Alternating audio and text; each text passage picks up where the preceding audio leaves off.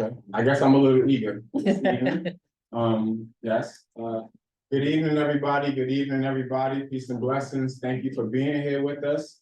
Welcome to the September 11th, 2023 meeting of Community Board 11's Human Services Committee. My name is Isaac Scott and I'm the chair of the committee. This meeting is called to order at 6:08 p.m. Tonight, we are joined by Marlene Pierre, the staff liaison to our committee. In order to conduct an efficient meeting, let's observe a few ground rules. No one may speak until granted the floor. CB11 members, if you have a question about board business or wish to make a motion, please raise your hand and wait to be recognized. To raise your hand through Zoom, click the participants icon and you will find the raise hand function there. If you have technical difficulty, click the chat icon and relay your difficulty to staff. Members should not engage in a back and forth discussion. The chair will recognize the next person to speak. The chat should not be used for CB11 business or questions about agenda topics. All such remarks should be made on the record when recognized. Please keep your questions and comments brief on the topic to the discussion. I'm going to say that again. Please keep your questions and comments brief and on topic to the discussion. Members of the public, if you have a question or comment about the subjects on the agenda, please raise your hand and wait to be recognized. We will now take attendance by roll call. Committee members, please answer present when you hear your name. April Usher. Present. Mark Roberski is excused for this meeting. Juhab Chowdhury. Kareem Calder. President. Raja Flores.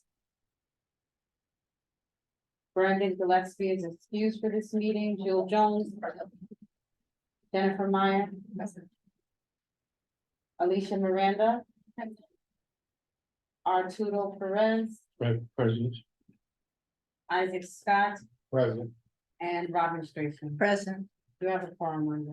Thank you, and thank you to each and every one of you guys for trooping it through this rain. I know it's rough, but it speaks volumes to your dedication to the community. So thank you again. So the minutes, the agenda for tonight's meeting was distributed ahead of time by the board office and was posted online. If there is no objection, we will adopt the agenda as stated. Committee members, if you object to adopting the agenda, you may raise your hand to be recognized. Okay, seeing no objections, the agenda for tonight's meeting is adopted. The minutes from our last meeting were distributed to the committee members ahead of time by the board office. If there's no objection, we will adopt the minutes from that meeting. Committee members, if you object to adopting the minutes from our last meeting, you may raise your hand to be recognized. Okay, seeing no objections, the minutes from our last meeting are adopted. Okay.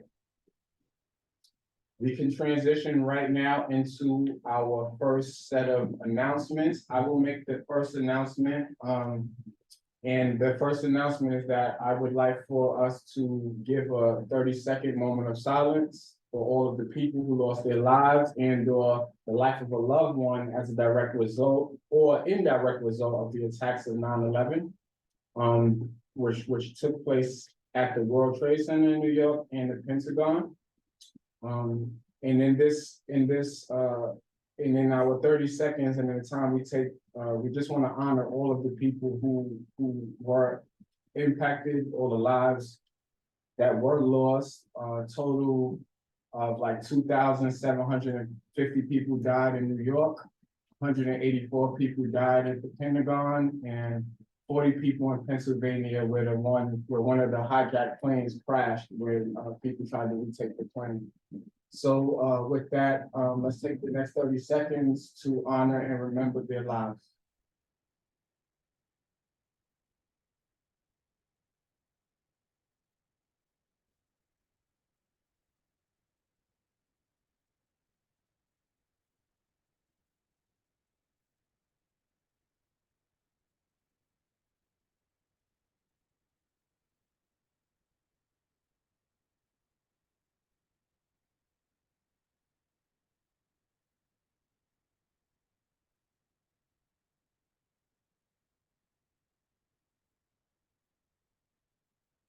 Thank you very much for that, and now I want to just open the floor for a minute or two. If anyone would like to make any comments or reflections on this Memorial Day of 9/11.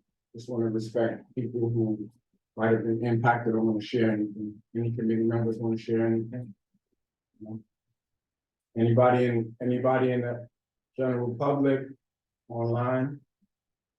You want to take a minute to say something in regards to the attacks on 9/11? The floor is open for that, not anything else. We have a hand from Crystal Glover. Crystal, please. Good evening, everybody. During those 30 seconds, some crazy lightning took place over here on Second Avenue. I just wanted to share that with y'all. Okay. Thank you, Crystal. We felt You're it here welcome. too. Huh? So we felt it here too. Thank you.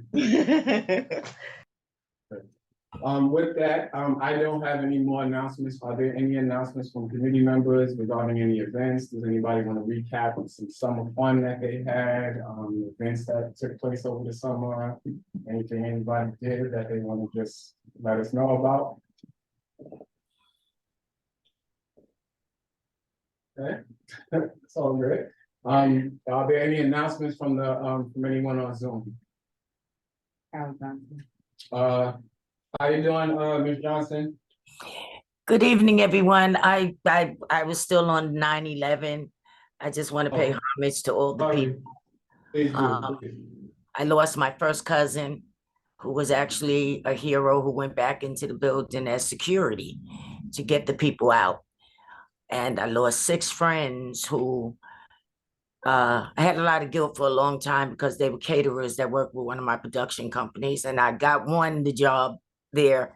And I said, why don't you take the rest of the crew? And once they tasted their food, they hired them. And all 6 of them perished. So, you know, just thankful for memories and for being able to remember this day today and always. Thank you, Ms. Johnson. Did we miss anyone else who wanted to say anything about 9/11? No. Okay.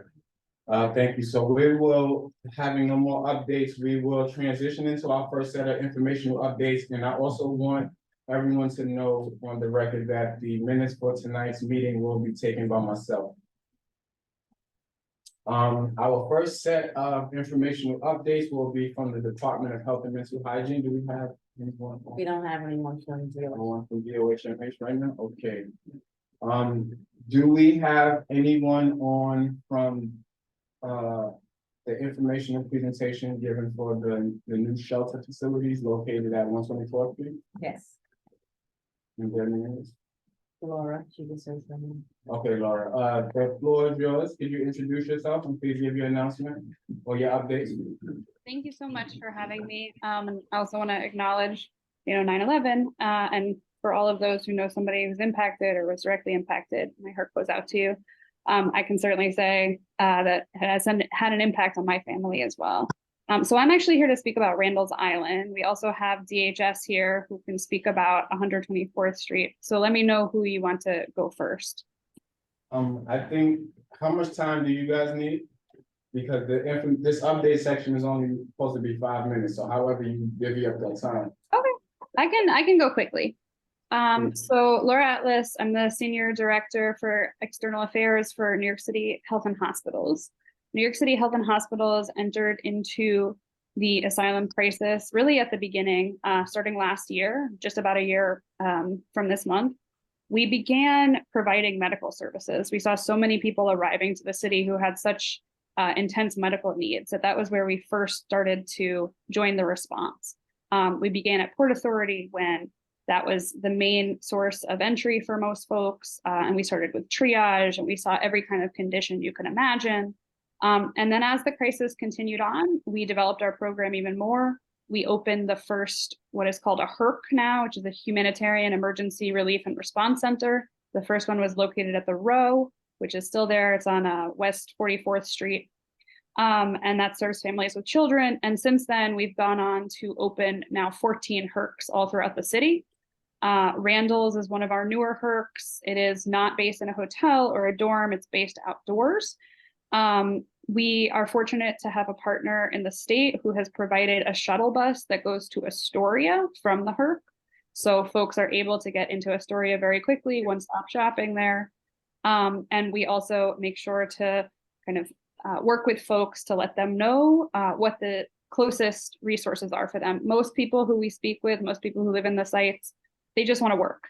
That's the number one thing we hear over and over again.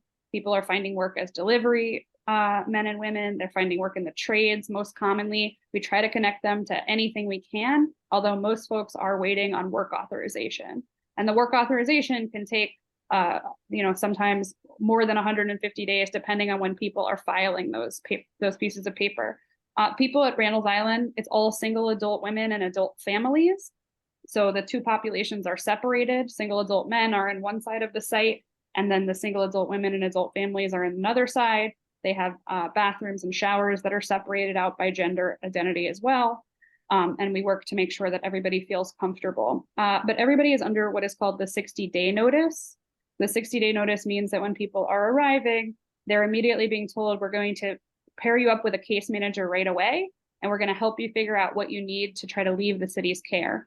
For most people, what we hear, or for the majority of people, what we hear is things like, I need photo ID, or I need help with OSHA certification. So we want to connect you with all of those things. And we've had a pretty high rate of success finding resources for people. And then once you're in the site, you've met with that case manager, they can check in with you all the time, say, hey, what's going on? Did you get the mail that you needed? Did you get the ID that you needed? So really working hard on the case management side of things. On that note, I will hand it over to DHS. Thank you, Laura. Thank you for sharing this time with me. We just want to talk about and bring the community up to speed with the newest sanctuary site. This is a site, as you said, on 124th Street, and the capacity at the site is 108 single women. This site is being run by an excellent quality nonprofit that we've done a lot of work with, and they've been great partners to be really jumping in and feet first and working with us on this crisis, which means that they've answered the call, and they are NICA services, and they're basically what they've been able to do in this site and others in the system is take their what they have done working with DHS with our regular shelters or previous shelters, and really offer some of the same quality services to the folks coming in on a regular basis as asylum seekers into the city. And as you know from previous presentations and just the news, this is a all hands on deck city-led response, which means that we are really getting a lot of help and working with our sister agencies such as H&H. We've also understand that, the Navigation Center and other facilities are run by our sister agencies as well. So this is just a part of the collective system that will dovetail and help to stand up and get these folks who are here by many of them by no choice of their own on their feet. So I'm happy to leave it at that, a general view, and just also take questions from the community board, because I know sometimes that's a little bit more informative. Thank you very, very much. Thank you for the presentation. I just have a few questions, and then I'll pass it to any committee members who have questions, and then to anyone in the general audience. Could you remind me what the, forgive me if you covered this, the acronym HERC means? Yeah, absolutely. So HERC is Humanitarian Emergency Relief and Response Center. So these are sites that are really set up to think about what the needs are of newly arriving asylum seekers in New York City. Thank you very, very much. And could you tell me what happens after the 60-day period is up? Yeah, so I think it really starts at the beginning. That's where we should start. So when folks are coming into New York City at this point, they are all being directed to the Roosevelt Hotel, which is the arrival center for newly arriving asylum seekers, also run by HNH. At the arrival center, we go through a whole host of screenings. We talk to you about how you got here, who your sponsor is, did you fill out your employment authorization, where you are in your immigration process, do you have a court date yet?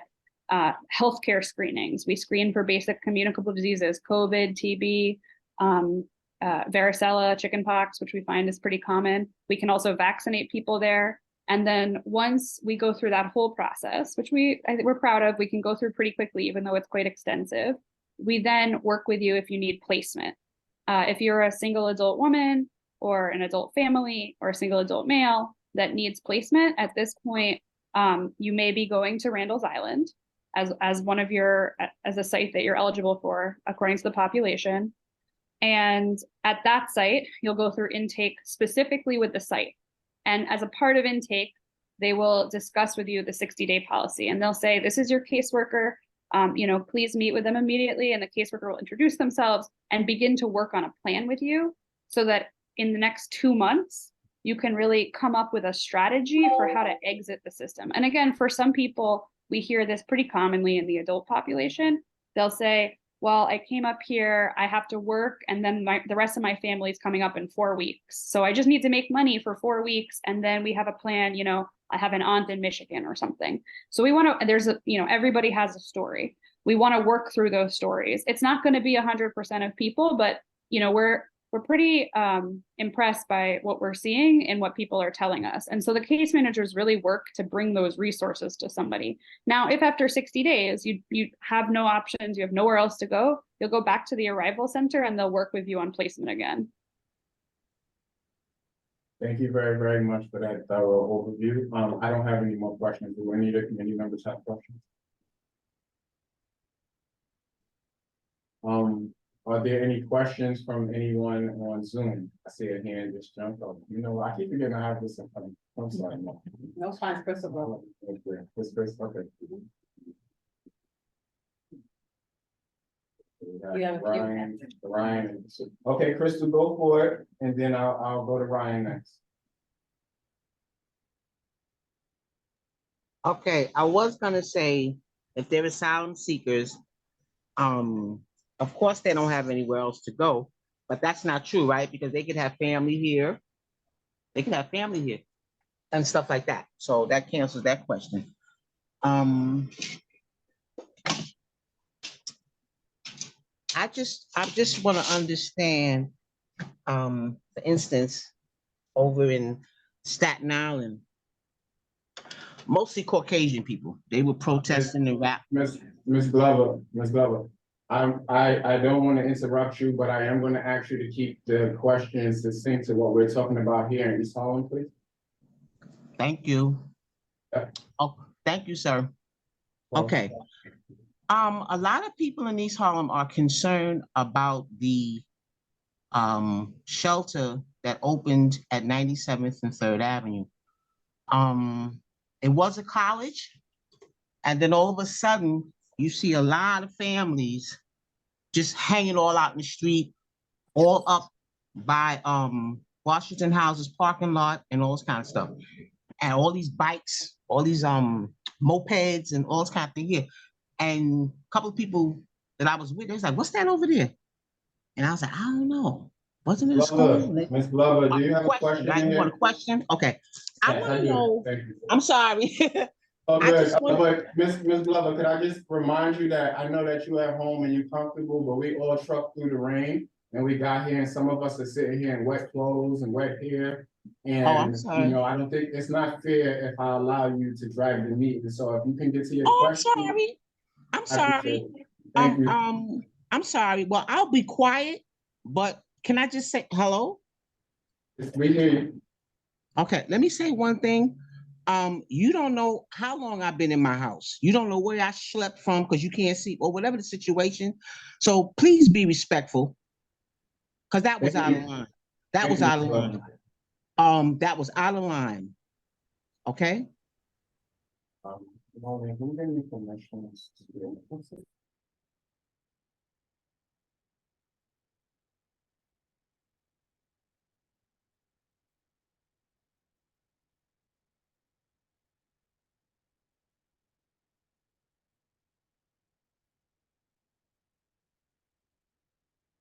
Hello, Scott. Do I got permission to go next?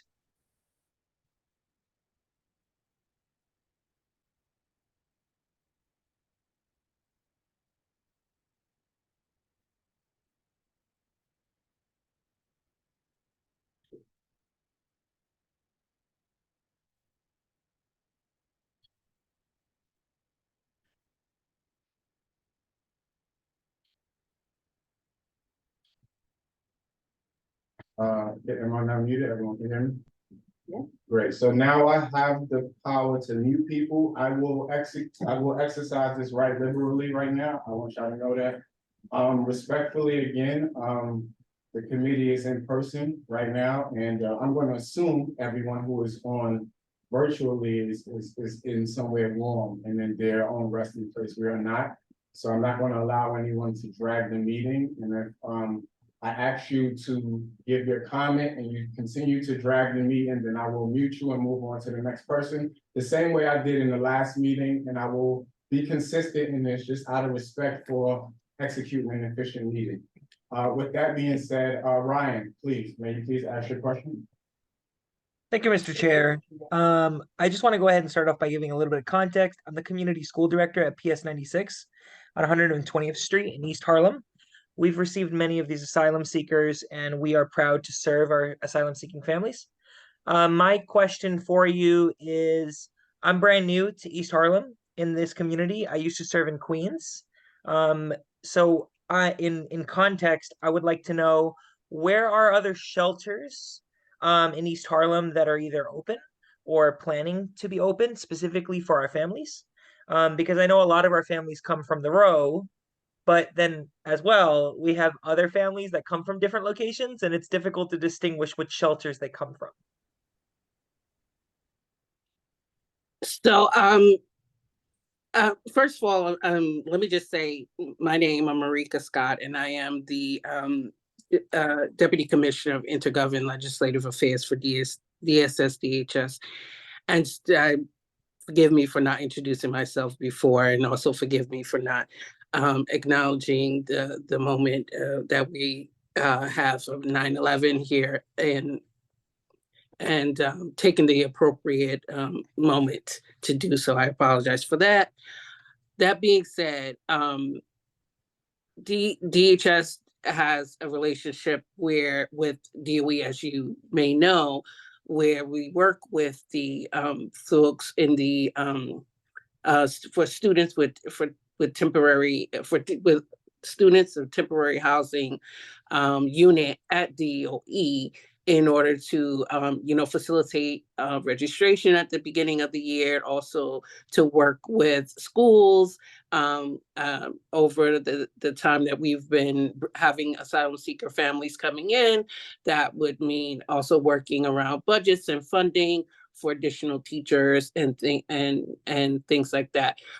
So we don't regularly speak publicly about where our shelters are for social service law issues.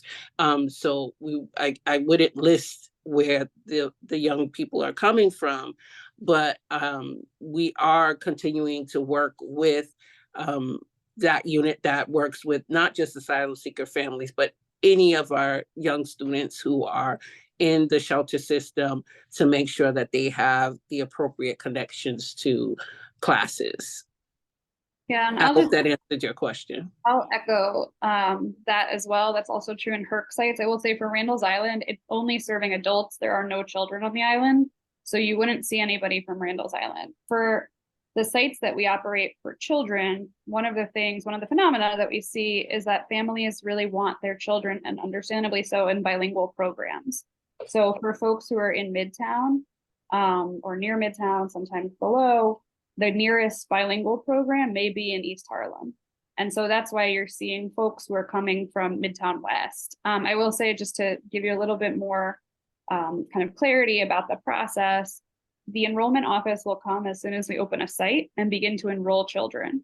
Once their placement is done, then Students in Temporary Housing also sends coordinators. And the coordinators are really the liaison between all the families and the schools. So any issues that come up at school, anything like busing, Metro cards, all of that, we really rely on our and are grateful for our students and temporary housing coordinators. And I can say that the particular site that we're talking about this evening is also, again, single adult women, which would not include children. Thank you very, very much for that. And with that, I don't see any more hands. Thank you for the update. I'm going to keep us moving. Thank you very much. From Ryan again, but you. Ryan, is that an old hand or the same hand? No, I just wanted to ask one more brief follow-up question on that. Please do go for it. Thank you so much, Mr. Chair. And thank you, Laura, and thank you, Marika, for the clarity on that, because I actually didn't know the law behind not being able to disclose shelter locations. That being said, is there any, like, and this could be after the meeting, but if I were to give like my email, is there any like contact that you can put me with students and temporary housing coordinators that might be helpful or useful to me? Because that's really what I need to contact. Just so that I can go ahead and potentially invite them to our weekly attendance meetings to ensure that our asylum seekers are in the building. Our families are in the building. Yeah, we can definitely send that. I think we're about to say the same thing. I hope that we are, that we would both be happy to facilitate any connection. Although, you being within DOE, there might be a resource through your superintendent that can make that connection as well. Thank you. So I'm going to entertain one more question, and that will be the last question for these updates, just so that we can keep the meeting moving forward. But if there are additional questions and you want to email it to us, we can send them to the presenters and still seek out your answers. If you have them even after this meeting, a question comes to you later, tomorrow, whenever, you can always email us and we can get that to the presenters. So with that, our last question will be from Stephanie. Yeah, Stephanie, are you there? Yes, I'm here. Hello. My question is, what's the overall goal for the families in the community? I see that we're like integrating them in and we're getting them work, but where are they gonna live? Like, that's my like biggest question, is where are these people gonna live?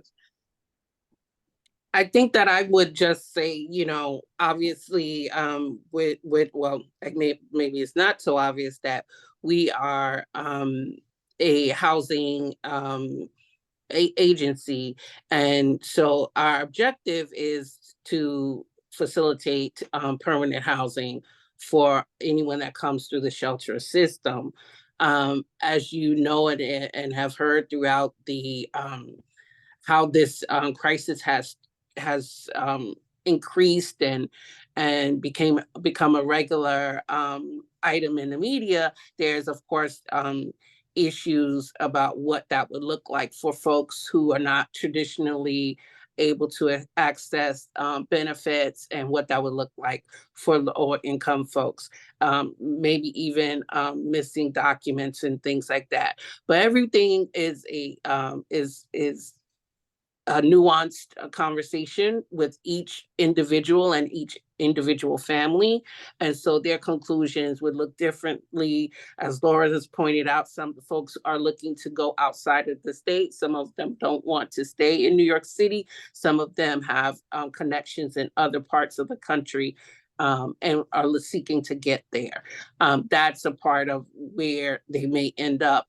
Those folks might also end up, within the city, according to, how they are able to work through their asylum seeker issues and their legal ramblings in terms of working and things like that. So there isn't any one answer as to where folks will end up.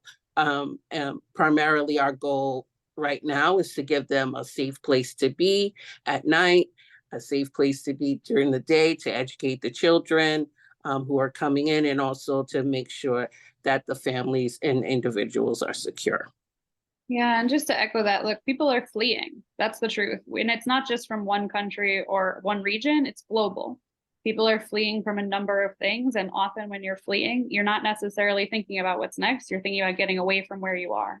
So a lot of what we're trying to work with people on now that they have some stability, they're in a system that offers some support, is to figure out what it is that they need for resettlement.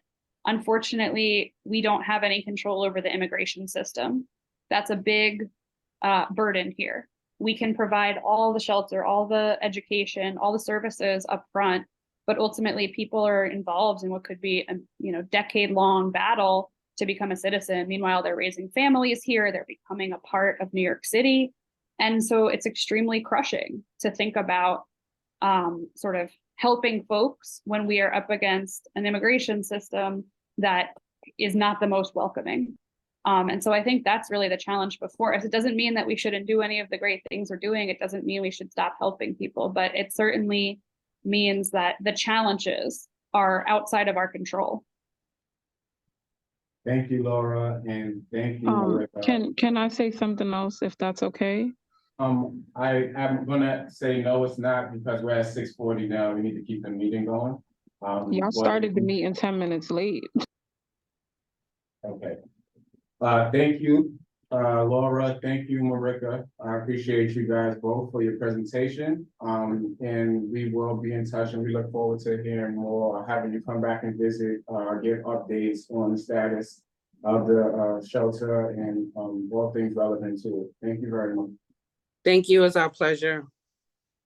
Thank you. Okay, we are going to move to our emergency management updates from East Harlem COAD. Ms. Johnson, are you giving those updates?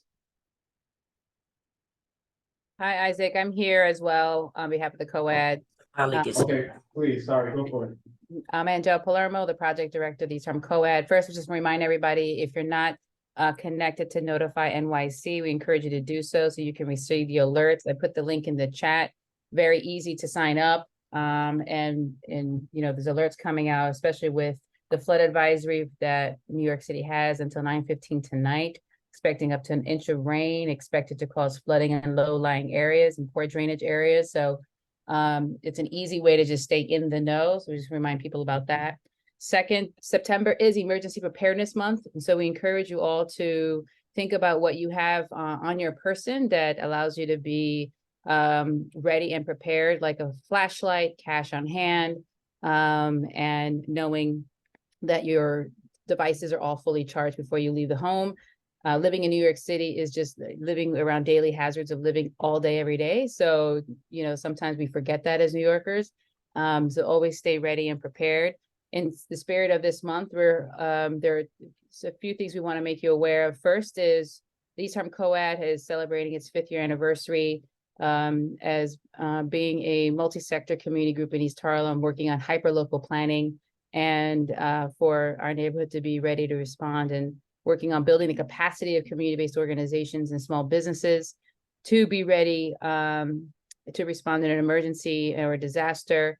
We are hosting a celebration of service event on Friday, September 15th. We invite you all to attend, to just come and check out our COAD members, hear more about the history, and just be in community with us. The link is to the Eventbrite is in the chat. And then the next day, on Saturday, we're hosting our annual community education event, which has historically been about teaching community members about go bags and what it is and how to put one together. And you actually leave with a starter kit go bag that we supply. This event will take place on Saturday, September 16th from 11 to 3 at Dream Charter School. The event will be in Spanish and in English. We have all the information on our website. I will put that in the chat as well. It'll take you directly to the registration links. I want to acknowledge a number of organizations that may be a part of this call that are part of the event, because this year we're turning it into a emergency readiness preparedness fair. So all the resource tables that will be there are around the concept of emergency preparedness. There will be demonstrations on how to stop the bleed, how to have advanced communications, and whatnot. So we encourage you to attend and pick up some really good information and resources. We will feed you. We will have a good time as well. And we're very thankful for the partnership with a number of agencies in the neighborhood who are coming out to participate. We continue to do distribution of events of materials. We just recently did a flood barrier distribution in partnership with the agencies in the neighborhood for Flood Awareness Day.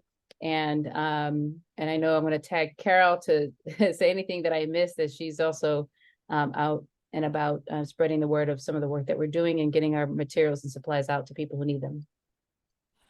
Just wanted to say, bring your kids, your grandkids. It's going to be children friendly. That's right.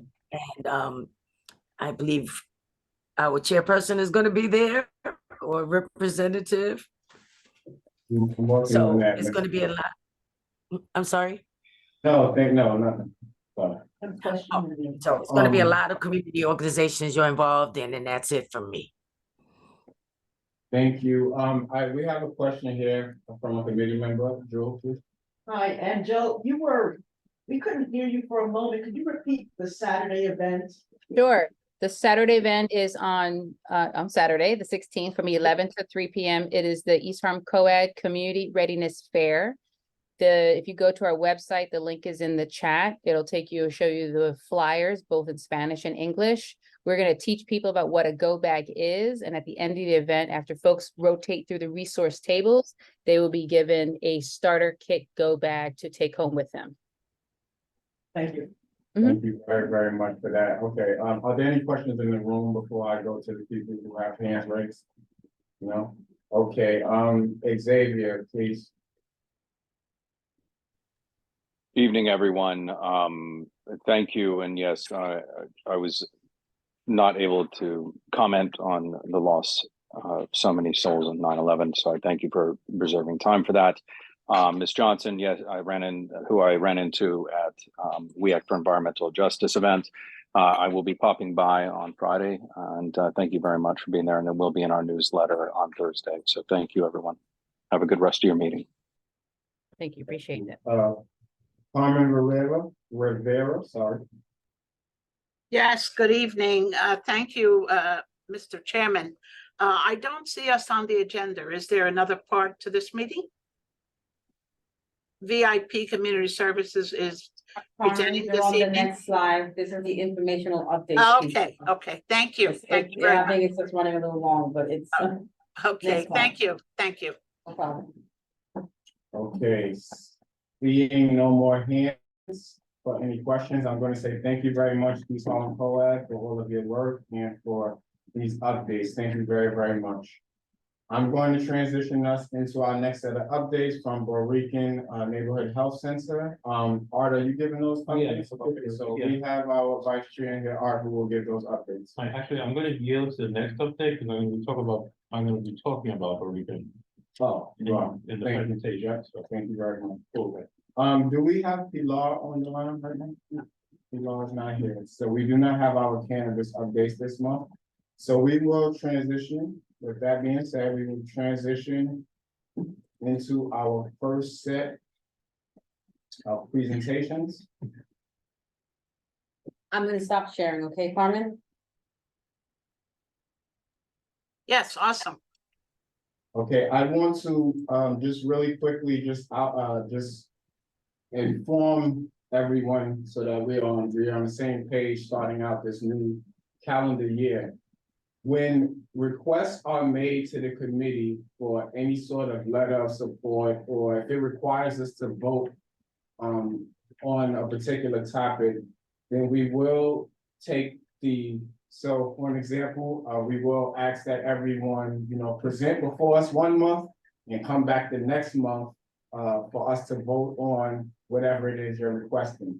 That 30-day period will give our committee members enough time to, after they have heard your presentation, then review the materials and also ask any additional questions they may have before they make a vote. So this process is going to be implemented. We will only deviate from it when there are cases like we have one today where there is a deadline for a request. So a request may be, someone maybe needs a letter before we can come back to meet again. And in those special circumstances, the committee will consider making a vote. But the normal will be, just as for everyone, tell a friend to tell a friend. Don't come on the day of the meeting, your first day presenting to us and thinking that you will get a letter of support from us. We do need to take the time to review the materials and to just give everyone, all of the committee members, an opportunity to be fully prepared. This is a courtesy that I want to extend to all of the committee members so that we are always informed before we make votes on particular topics in our community. So with that being said, I will transition us to our first presentation, which is an informational presentation, VIP Community Services. Carmen Rivera, it is on you now. Thank you, Mr. Chairman. I have my colleague is on the line as well, Dr. Natalie Richardson. Natalie, feel free to just jump right in if it's okay, Mr. Chairman. I just wanted to say that back in March of 2020, VIP Community Services made a presentation as it relates to this site located on 23rd Street. I'm sorry to interrupt you. I'm sorry. Yes. Are you sharing your screen or do you want me to do that? No, if you could share it, that would be wonderful. Oh, okay, Yes, because everyone's just staring at me. No, that's okay. Natalie, is that work for you? Yes, that's fine. Thank you. Good. Okay, no problem. I'll do it. Thank you, Marlene. Mhm. So as I mentioned, back in 2020, we made a presentation as to this site coming up at 123rd Street.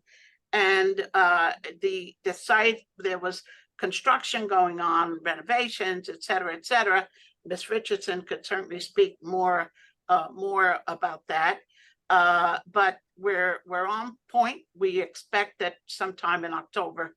And again, Dr. Richardson can elaborate more on that point. Natalie? Yes, so thank you very much, Mr. Chairman, Scott, and also to all of Community Board 11 and to the public at large and anyone that may be on that took their time to come to this presentation. We're grateful to have the opportunity to tell you about VIP's new shelter that's located on 123rd Street in Community Board 11. There has been some conversations going on about the shelter, but I wanted to take this opportunity to just give you a little background.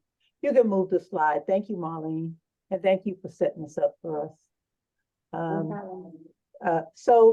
VIP Community Services run by a variety of executive leadership who have been in the nonprofit and the medical business for many years. I don't want to date anybody. I can tell you that I have been in the shelter business for over 30 years myself, and I am an advocate for the homeless. You can move the slide. Hold on, it prints me as a PowerPoint, so I'm just gonna have to scroll down. Oh, there we go. Okay. Okay, yeah, you could scroll all the way down. Just to tell you a little bit about the other services that we have at VIP, we do health and wellness at this particular site. There's also going to be a medical team on site. We deal with addiction services. If you see on the bottom of the screen, this is a medication unit that moves around from different communities to provide medication to those that need it under OASIS. This job fair was a job fair. One was the prep class, but the job fair is coming up this Friday. Yes, it was actually last Friday, and this coming Friday is the job fair. Yes. The job fair. Yes, thank you. At 10 a.m., right down the street from our corporate offices. We have about 10 different shelters and about 7 supportive housing sites. And that's where we do our hiring. We try to hire from the community, just as we would do for this Harlem site. You can move the slide. Thank you. So these are some of the other locations that we have. Come down a little bit, Marlene, so we could just see the whole, yeah. There you go. Yep. So in 1989, when it wasn't, really popular to have a shelter for transgender, non-conforming population. We had one for 48 beds, and we still have that shelter that was opened up back in 1989. We also run 3 other men's shelters, 2 that are in Queens, one with 92 beds and one with 166 beds, a commercial hotel in Brooklyn with 112 beds, and then the Harlem site that we're talking about now that has 135 beds. In addition to that, we run 4 sanctuary sites throughout New York City, 2 in Queens and 2 in Manhattan. So for single men, what we're talking about now, we have about 553 beds for single adult sites. You can move the slide. I want to keep it moving because I know that we're running a little behind. And so whether you're coming into the Department of Homeless Services as a single adult or adult family, if you have a partner, or families with children that are under 18 years old, you you have to make that first stop, and that first stop for you is intake. If you could move the slide.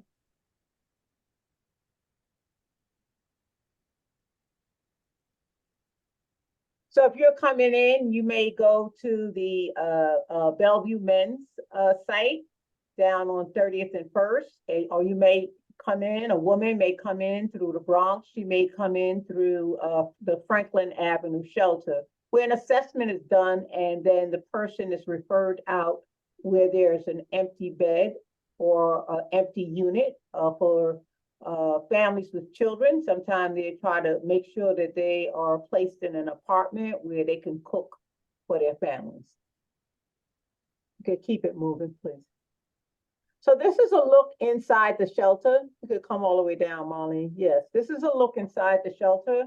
So we don't this is the kitchen counter here. We don't actually do the cooking at the shelter. We have the meals delivered, and this is where the men pick up their food. Each one of the males are given a locker and they have a bed, and we've had these walls built so they can have some privacy. This here is doubles as a lunchroom and a rec room, presentation room. And this is where, you know, we make sure that the homeless men have a safe place to sleep. Many of y'all have been on the news, looking at the news and seeing that for some odd reason, people seem to want to take advantage of the homeless population. Some people who have been sleeping on the street, afraid to sleep in shelter. We have social services there, housing assistance, structured socialization. This is what they call home while they're there. And usually the length of stay in our shelters runs from about 7 to 9, 10 months. It's according to how fast we can get the client's documentation. One of the good things that has recently happened is that the mayor has decided that clients are able to have housing vouchers right away rather than wait the 90 days that they used to have to wait. So that makes it easier for us to move the clients out, whether they're going to supportive housing, single room occupancy, or studio, but we're able to move them forward. You can move the slide, please. We have internal services, as I talked about, and those internal services are health services, behavioral health services, addiction services, voc ed services, where we provide training and job opportunities for the clients that we serve, external partners, that we're always building linkages in the community with different partners who may be able to provide some type of service in the shelter or provide at their local businesses. One of the things that we make sure is that we're known in the community, and that if there are any types of issues, because we are a good neighbor, that it is brought directly to us so that we can address it. And most certainly we're having a job fair this Saturday here in the Bronx, but also would like to give the community, the people in the neighborhood, an opportunity to actually work at the shelter where they live at. and also an opportunity for a tour to see the shelter if that's what they wanted. We most certainly have a client-centered practice where clients self-determine what they want to do, that no one is being forced to do anything. It's our job to be a good neighbor. So we do monitor the perimeters of the shelter, making sure that the clients are not hanging out in front of businesses or other people's residents. But in terms of the services, basically the clients are able to self-determine, the services that they receive. You can move it.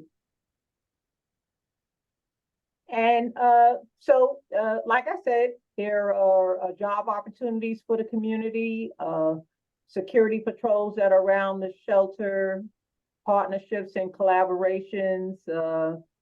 We have community advisory boards across some of our shelters, and opportunities for the homeless to be sheltered in their own communities. Homeless people come from various communities. All of us have been touched by someone who is homeless, whether directly or indirectly. And I think that, it's our job as a community to show support for the homeless. I am an advocate for the homeless and will continue to advocate for the homeless until there's not one homeless person left, because everybody deserves to have some shelter, regardless to whether they're using substances, whether they have a mental illness or whatever it is, they deserve to have a place to sleep where they feel safe. And everybody that is in shelter should not be defined as a substance user or a sex person or addicted. No, because that's not the case. With the fair market rents being so high and minimum affordable housing, you will see that there are a lot of people that are homeless. It's a sad thing when we're in the United States and we have children sleeping on the subway with their parents and then going to school. So I'm really grateful that DHS has partnered with the Department of Education to make sure that there is never a wrong door for a child to get an education or get health services. I was listening to the presentation about the migrants, and those people have come across many countries to get here and experienced some really challenging times that has caused them a lot of trauma. So we're grateful to be doing this work, and we hope to partner with Community Board 11 and that community as we continue to do the work. And so I'm open to any questions that you might have. Thank you very much, Ms. Richardson, for your presentation. I'm going to go to the first hand I see in the room. Joe, please. Can you go back to the slide where they have all of their locations? Sorry, I know. I'm just to help me understand what you mean by the type. So you specifically say emergency shelter for the one in East Harlem. Am I to assume the commercial hotel, the VIP building? Just the wording, I'm just looking at the wording. Are these shelters as well? You're calling it a hotel, so just can you clarify that? Right, yes, so the type. So VIP, this is a building that we own. We own the building where our very first shelter went. That's the Casa Esperanza. The commercial hotels, these are contracts that we have with DHS where they are housing these shelters in a commercial hotel. And then the emergency shelter is a shelter that is contracted. So this building was built, renovated for an emergency shelter. It's not a commercial hotel. Commercial hotels are very expensive and they tried to do away with them, right after the pandemic. But then when we had the influx of migrants, they were not able to do away with the commercial hotels. They had to put the commercial hotels back there. It's very expensive to run this kind of operation. Is it a done deal? Is it done? Do you need some approval from us or what? No, so you don't need, the city doesn't need approval for emergency shelters or any kind of shelters in New York City. But what they do is they give notification, to your leaders, your politicians, to let them know that we're coming. and then we come along and do a presentation because we do want you to know that we're coming in the community and that we are a partner to the community, that we're not just walking into your community without giving you information. So the Hotel Mela is located, you don't have a street address. Excuse me? Hotel Mela, where's that located in Manhattan? That is located on 44th Street, west side of 44th Street. Thank you. It came and went that fast. Tamika, ask your question, Maza, come back.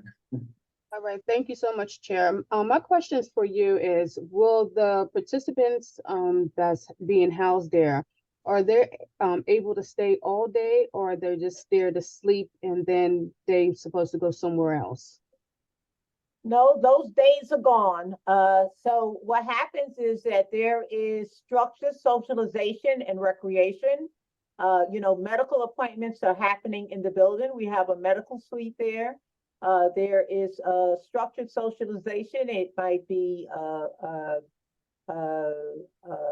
English as a second language. It could be some type of what we call mindful groups. They used to be called anger management groups, but they're called mindful groups. So there are group sessions going on. There are various things that's going on in the shelter. Some go out to other programs. Some people go out to work, so they're not there in the shelter all the time. And then, of course, to be quite honest with you, you're going to have some populations that don't go anywhere. They don't want to participate in anything, and they're not enrolled in any other kind of vocational or anything. And those are people that we are engaging to try to get them on the right page to move forward. Thank you.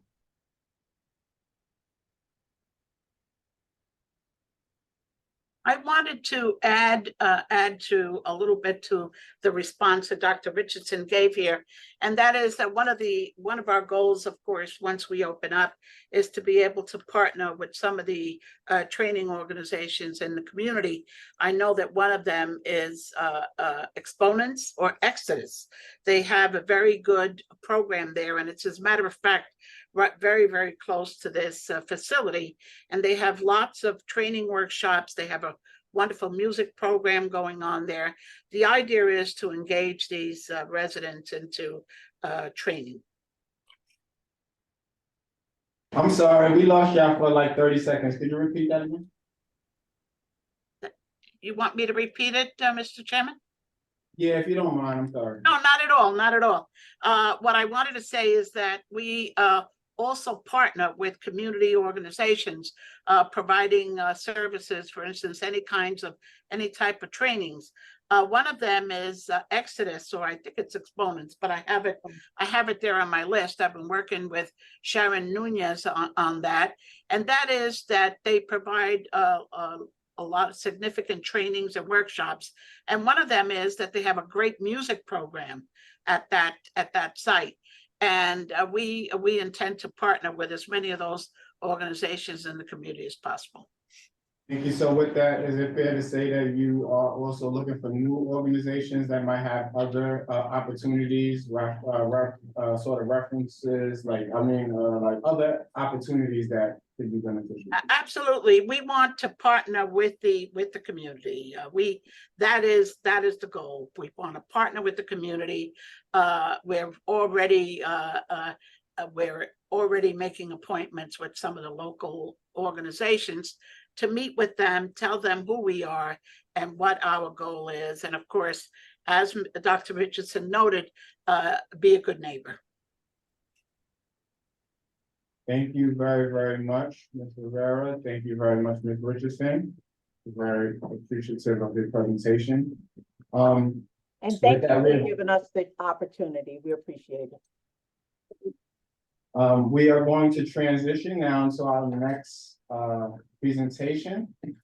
This presentation is the informational presentation regarding the association between Down syndrome and Alzheimer's disease.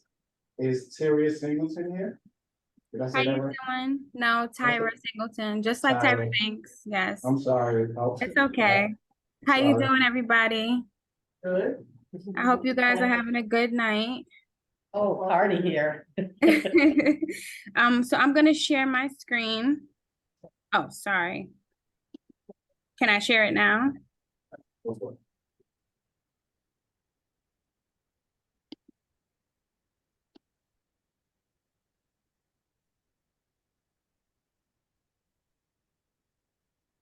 So how are you guys doing? My name is Tyra Singleton. I am a research scientist with Columbia University as well as IBR, New York State's Institution of Basic Research for Developmental Disabilities. And I'm here to let you know about ABCDS, the Alzheimer's Biomarker Consortium Down Syndrome. And I am the ADORA Core Coordinator for the New York site. So let me tell you what's ABCDS' main purpose. So usually studies surrounding Down syndrome usually focus on future treatment trials as in medication and the protective factors that help individuals with Down syndrome live longer. But our main goal for ABCDS is to identify a possible set of biomarkers that signal the future onset of MCI, which is mild cognitive impairment, or the total Alzheimer's disease, and also examine how the different courses of biomarkers that we look into change with age. Now, biomarker is basically a identifier. So when we all go to the doctor and we take our blood and they look for diabetes, they look for your A1C.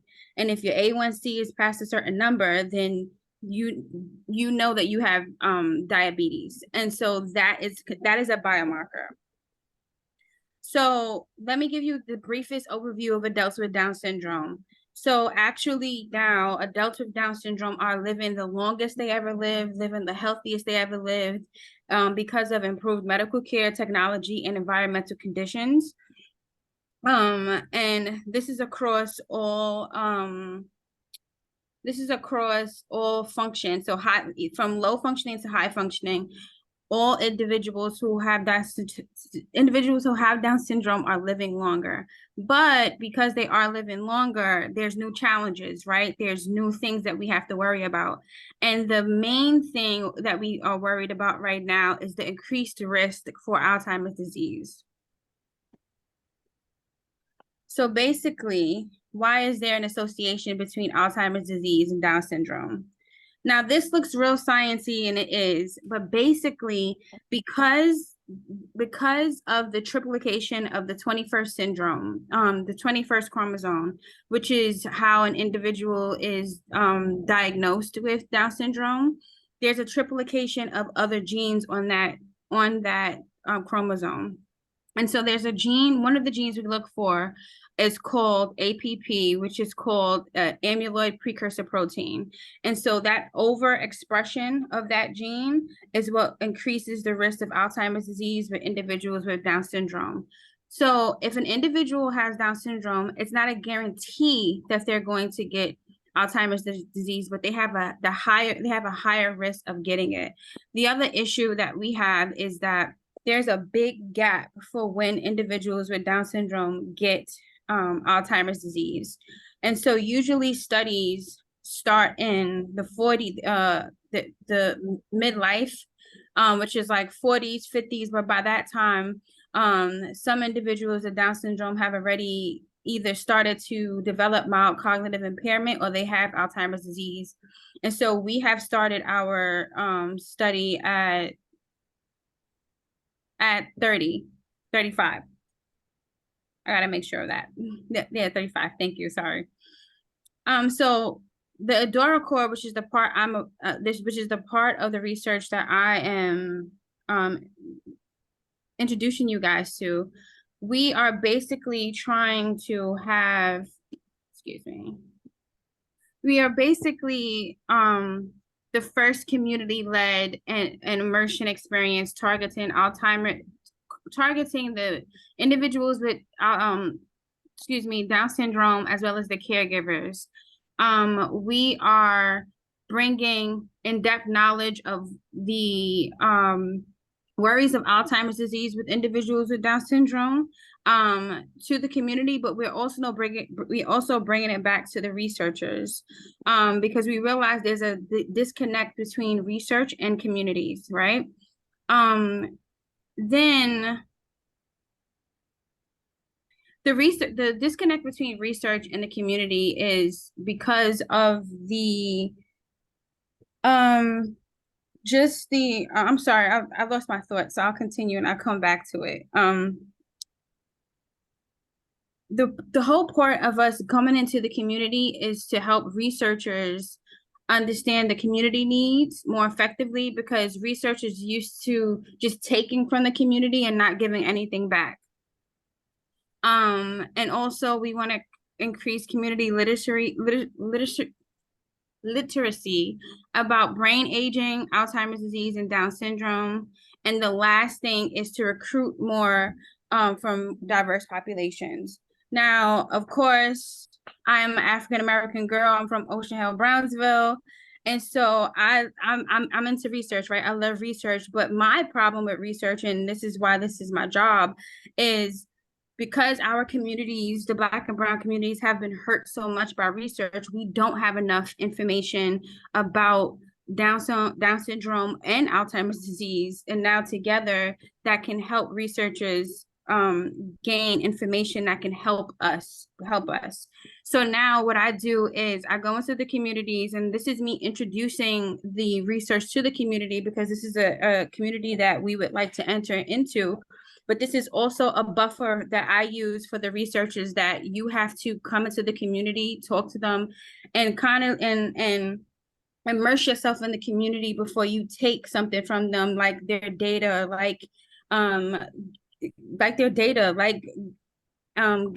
giving PET scans and MRIs. We want this to be an even exchange as much as possible. And that's pretty much it. Please ask me anything that you want to. Thank you very much, Ms. Singleton, for your presentation. My question is, do you guys I appreciate you, saying what you said about research, because it's very important that we do develop a lot more research that is geared towards Black and Brown people, specifically that understands the culture more than they've had in the past. I'll keep it there. But my question was, do you, in your engagement, is your engagement transparent to the extent that you share research models with the people you work with, and give them the opportunity to critique any of sort of the questioning, or your line of questioning, or your reasoning, your rationale for developing the questionnaires and surveys that you created?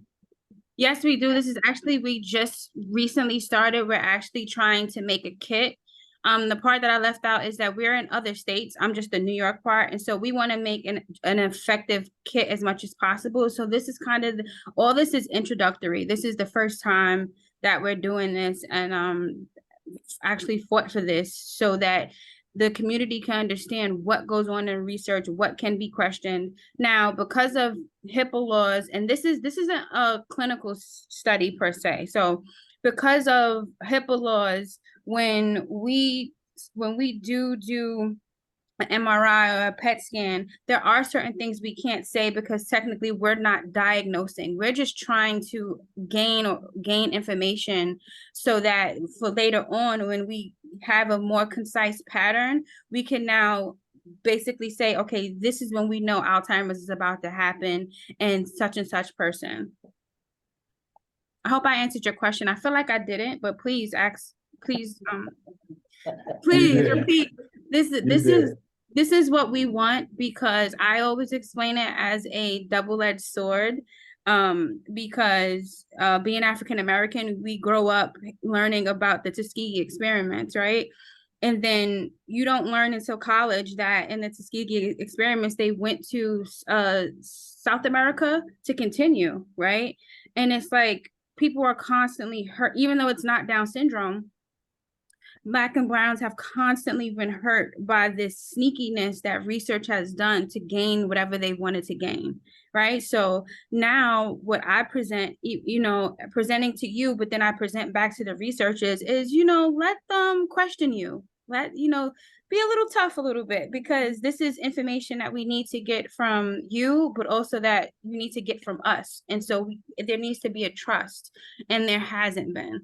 So please, if I didn't answer it, or if I can't answer it, I will be honest. And this is what we're trying to promote in at least our research from here on out.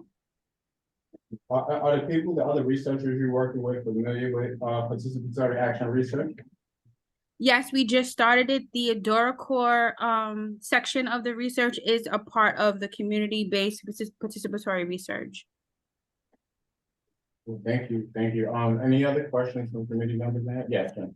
So we also that like people with disabilities are often used as research experiments. So are there folks with Down syndrome or Alzheimer's that are involved in like the planning of the research? Yes, not necessarily at our site, but yes, they are involved, and there is an assent process. So it's not just consent where we ask the caregiver, there's an assent process. That's 2. And 3, we find that there are a lot of individuals with Down syndrome who want to be a part of research, and they're actually upset that they're not having a say in the research that's being done about them. Thank you. Thank Could you. you explain the difference between consent and assent? So consent, somebody else gives it for you. Assent, you give it. Thank you.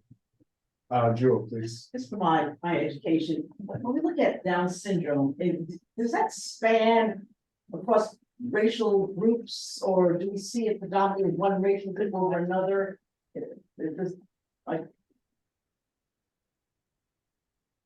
Yeah, okay.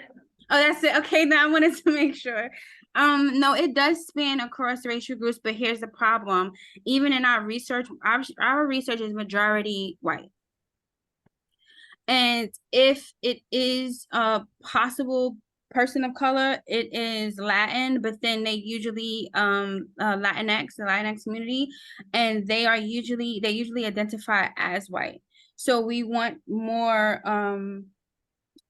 we do want more POC, we want more POC, and also anyone of the African diaspora. But here's where I come in as a community person, and I'm just like, there are a lot of people of color who they may not want to let somebody know that their loved one has a developmental disability, because they are trying to protect that person. They take care of that person. So they might not be as forthcoming with a lot of information. So we know that there are the numbers still may not match what is exactly out there. Thank you. Thank you very much, Ms. Singleton, for your presentation. And thank you for your transparency and for just entertaining us. Thank you very much. We have one more question, and then we're gonna let you go. Thank you. I mean, my question is more of like a cultural sensitivity question. Yes. Because, I mean, people with Down syndrome have enough of a burden, and as do their families. And now you're putting on top of them having Down syndrome also the likelihood of having Alzheimer's disease.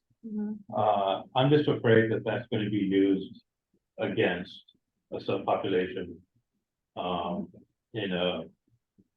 in some very unfortunate ways, which is I mean, I'm hoping that the researchers have some sensitivity to this issue and are not just approaching this from a purely scientific perspective. Correct. So you want me to, so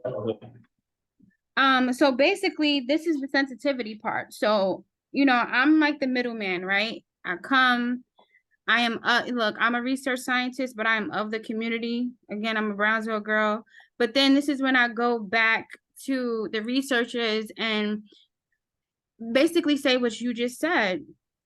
these families, these individuals, these caregivers are nervous because now you're right, there's another factor of health that we have to worry about, which you're not sure if it's going to happen or not. But now, even if it does happen, you're not sure if you really want research being done because you don't know what's going to be used against you. This is what I bring back to them. I can't really say anything to that. You know, I'm a hugger. I wish I could give you a hug. That would work. But I can't say anything to that. But this is the information that I need to bring back, because if we even want to enter the community, your everyone's questions tonight is a section of questions that everyone is going to have, that we need to be not only prepared for, but that we need to also make you guys feel safe and comfortable with. And that's the whole goal. Because basically what I'm doing is I'm introducing the study to you guys because I would like to come in. But if you're not comfortable, what can I do? What can I do? What can we do? And we realize that it needs to be a more cohesive relationship between community and research. Do you have a timeline for when you think y'all will be ready to conduct research? So we are currently conducting, and so the study lasts 5 years, and it's every 5 years because we want to keep it continuing. So right now we are in year 3. And actually I have been or just trying to find different ways to connect with the community. So other than social media, my first thing went to community board meetings because it's a chance for you guys to grill the study, to understand what you're getting into. So this is the start of this. But it's every 5 years. So we're in the midst of it right now. Any other questions? Thank you again for your presentation, Tyra. Thank you. All right. Okay, so I'm going to transition us into our next set of presentations. The next one is a discussion regarding a request for a letter of support for Bereaved Neighborhood Health Centers, a HRSA service area competition. Art, if you could give a little bit of an update on Bereaved. Sure, I'll give a brief overview. I am the CEO of the Bereaved Neighborhood Health Center. Bereaved Neighborhood Health Center is part of the East Harlem Council for Human Services. We've been around since the 1960s. In 2 years, we're going to actually celebrate our 60th anniversary of the East Harlem Council for Human Services. It includes the Bereaved Neighborhood Health Center. It includes the school health sites. It includes 2 Head Start sites and senior nutrition sites. So it's an umbrella organization, but the flagship of the entity is the Bereaved Neighborhood Health Center, which next year is actually going to celebrate its 50th anniversary. It's a beautiful brick 5-story building located on the corner of 123rd Street and 3rd Avenue. And we provide primary care, dental care, specialty care.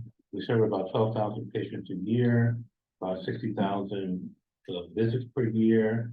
We're open Monday through Saturday. We were extremely instrumental in East Harlem during the COVID crisis.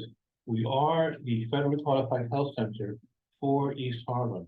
Our major service areas are in zip codes 10035 and 10029. And what I'm asking for is a letter of support that we will submit with our application to PERSA, the Human Resources Services Organization. We are, like I said, a federally qualified health center. What makes us federally qualified is this federal application that we submit every 3 years. It's a competitive application where we basically say what we've done over the past 3 years, what we plan to do, the differences that we've made in our community, and why we think that we should get this federal grant. The grant allows us to provide services to the uninsured and, even more importantly, the underinsured. which is an incredible amount of people, as well as, other patient populations that have insurance. One of the things that we're very much engaged in right now is in providing healthcare services to immigrant populations, especially the most recent asylum seekers. We're very actively involved in that effort to ensure that they get all the healthcare services that they need.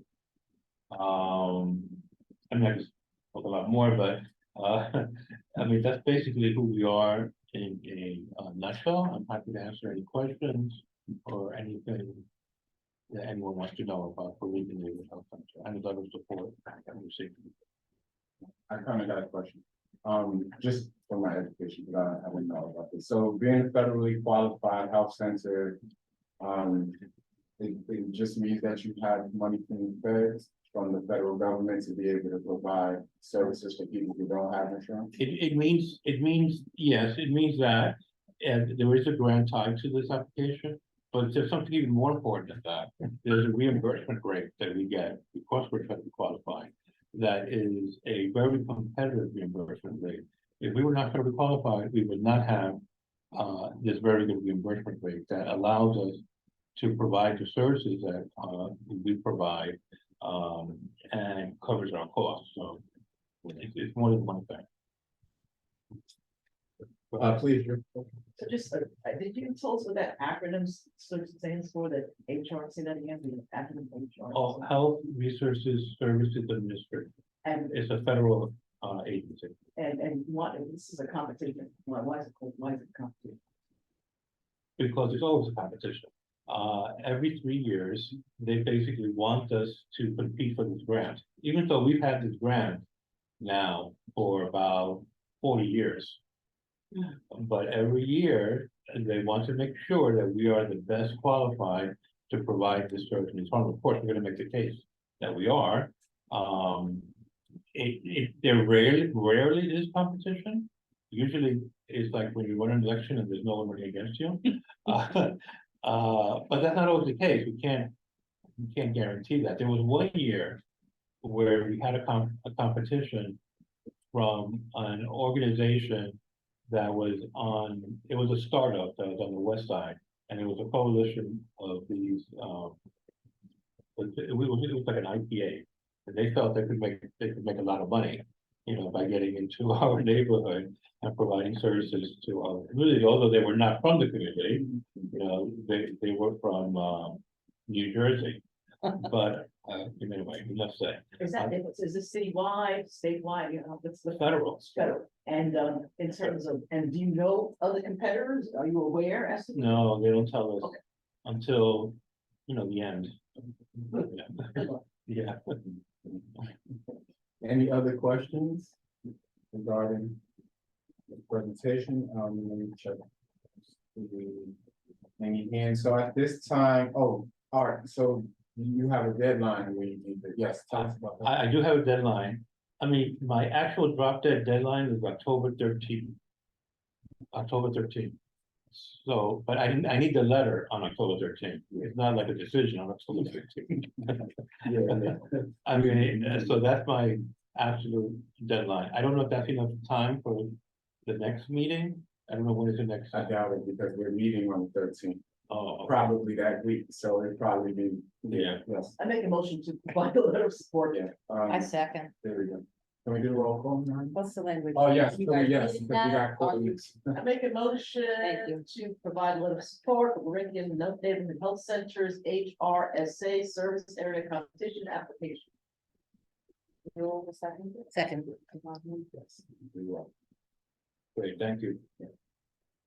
April Audrey? Yes. Kareem Kauser, Yes. Bill Jones? Yes. Jennifer Meyer? Yes. Alicia Miranda? Art Perez? Yes. You have. to be No, present. you have to be present, not voting. Okay, President, not okay. Thanks. Robin Straight? Yes. Motion carries. I decided. Carries.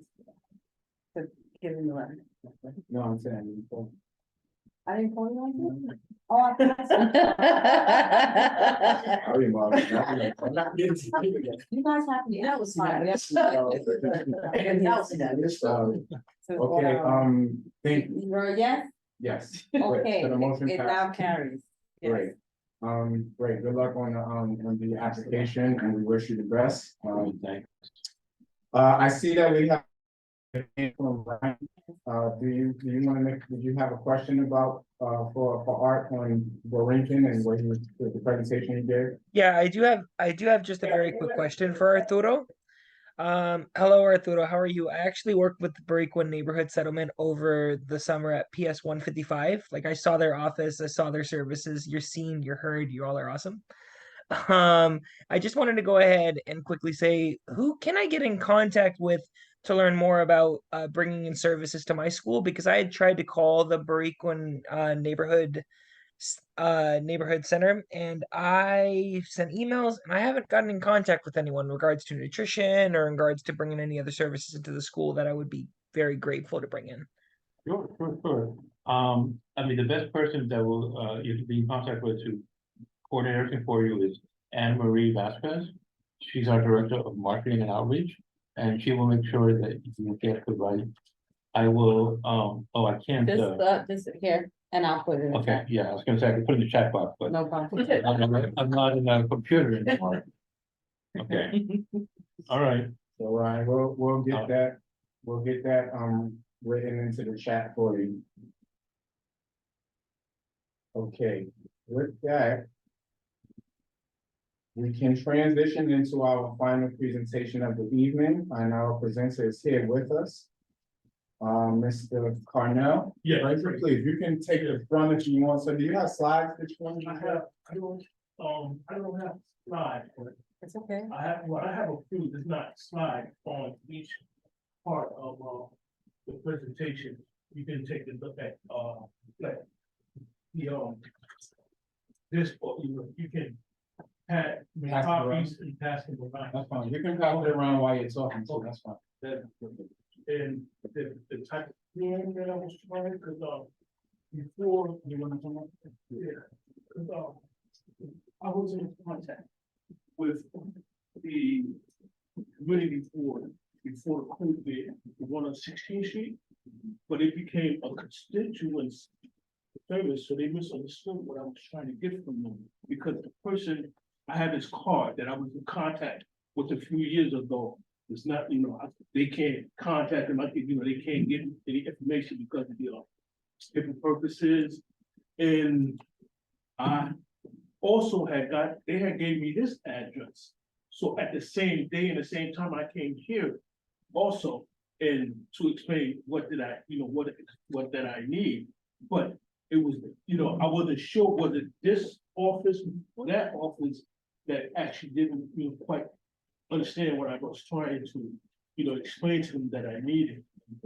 But I did bring the form with me, because I didn't meet Pauline Perry, so I was gonna, the reason why I wrote it is maybe, maybe I can print it, or I have it here, so I can show on the computer what exactly it is and what it, what it deals with as far as the community board. But as seeing it's in there, I think I'm pretty sure that y'all understand what that form is.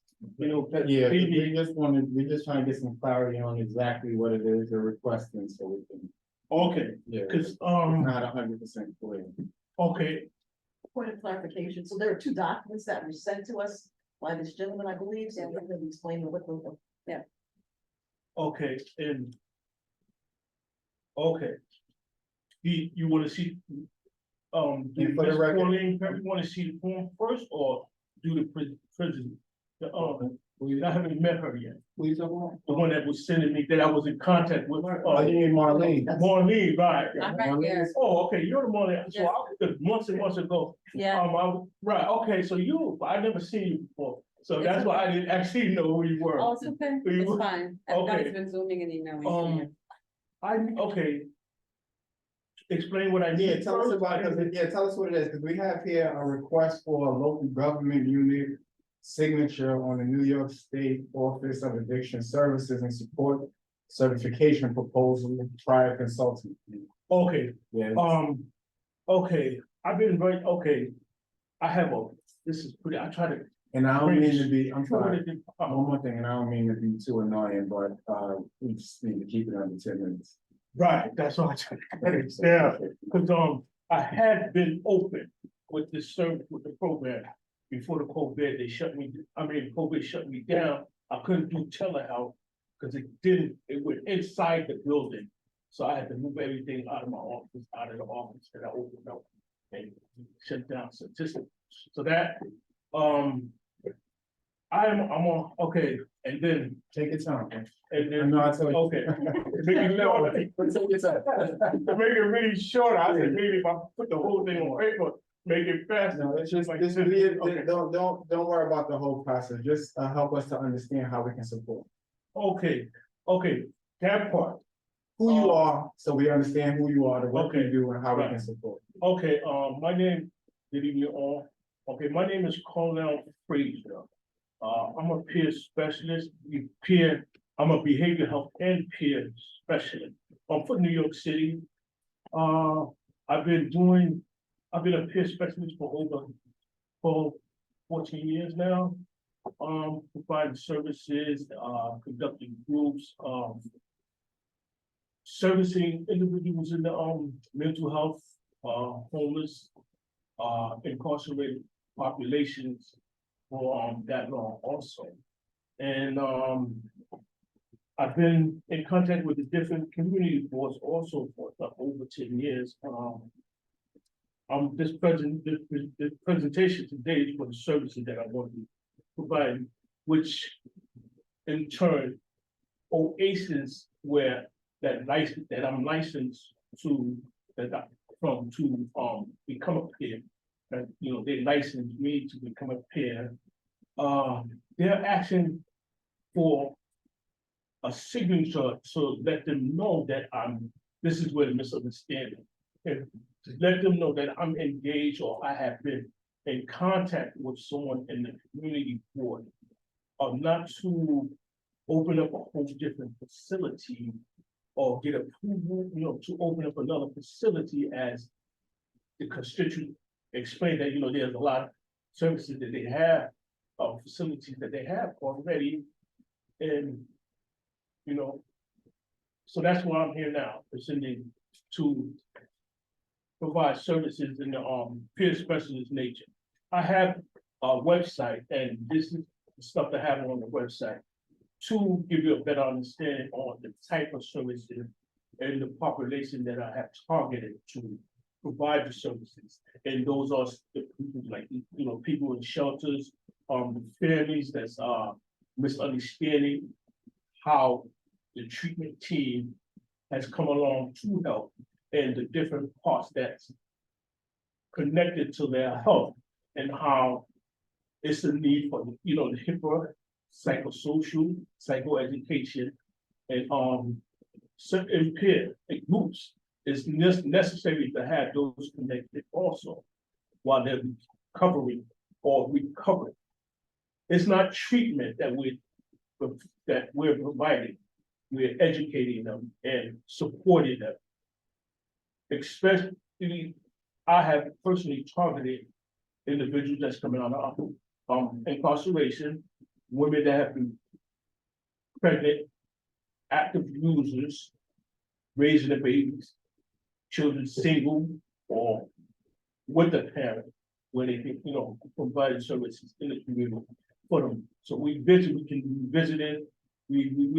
Our license, but authorizes, we can visit them in the community also.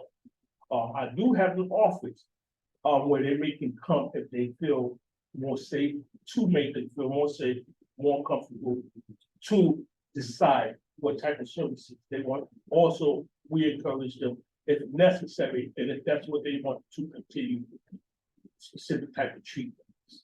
And this is the website, this is the name, this is the company's name.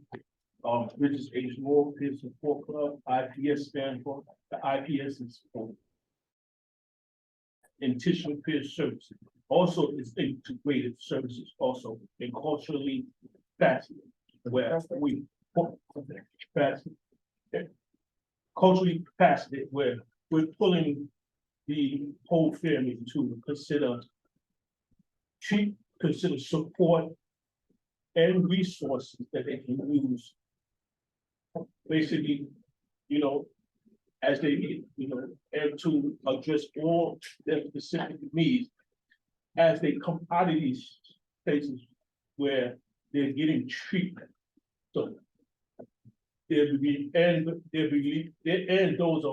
those that are being released from institutions which are incarcerated institutions and the healthcare institutions also, which have incarceration within them, where, you know, we can interfere to that level and with them to that level and their loved ones to that level to help them find a better way to, you know, treatment and get treatment so like as they want, you know, in need and stuff like that. And it's a place where, you know, they can come and relax for the day to try to decide what they want to do as far as, you know, to either consider continuing treatment, getting others type treatment, or coming together to get that kind of treatment in a space of their own, you know, a space where they need, and to have the peer by their side for decisions and choices that they're going to be making, but they're going to be supported. Just in case the support system something come into play, we are able to, you know, advocate for them and support for entitlement, housing, and stuff like that. The workers and the supporters and the group facilitators are going to be connected with them to that level. I have I do have a proposal, but I said that was going to be, and this I got one. I made it. It's like 75 pages. 60 pages wide. I said everybody, but I can give you a look for name. Marlene. Well, I keep saying Marlene. Maybe if you want, you can take a look at that, and in the form again. I had to update the form again because the compilations on what they were saying. They had a letter. The applicant had a letter on how much the fee from Medicaid and stuff like that was, and how to conduct. That was totally off on the first one that I sent. And I wasn't sure that Marlene got it, that one or not, so I brought the other one, just in case. And then, you know, basically, when I send the application back to, Oasis,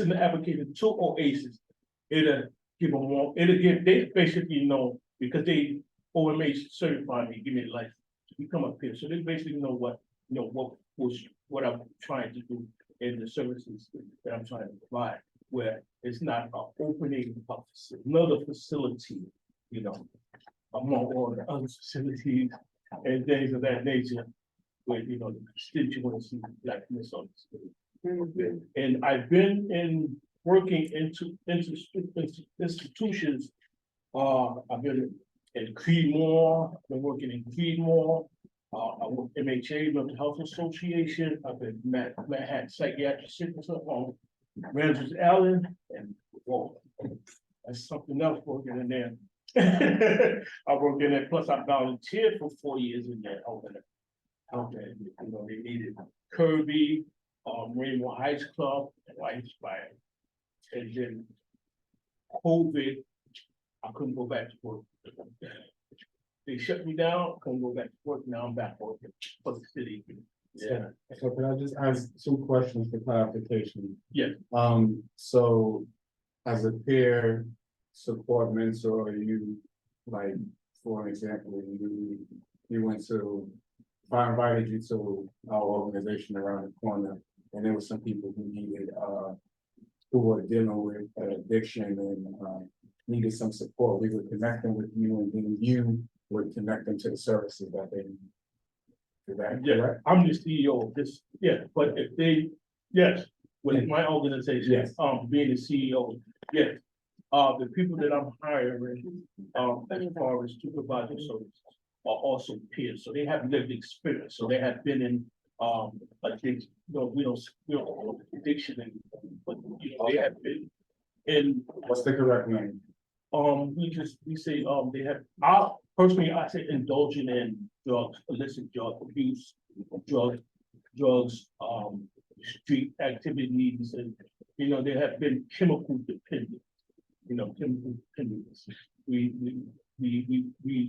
contact them and relate to them on many different levels, as far as the incarcerated issue that's arising where the institution is difficult to understand what they're talking about. I don't, because most of them, when you say that institution, automatically, okay, the individual has got arrested, which in this case, I'm going to be helping.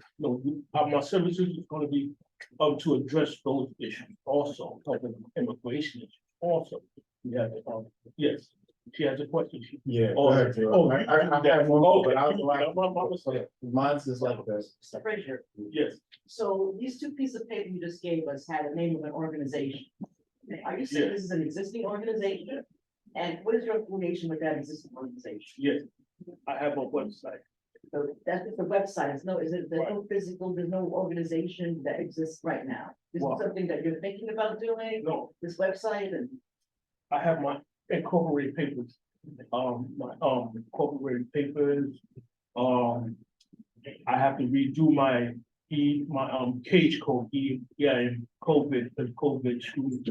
How you each year you register for SAM, and then I had my cage code, and that mess. That's I have to do that. I'm doing that now, getting another cage code. I didn't get numbers for a cage code.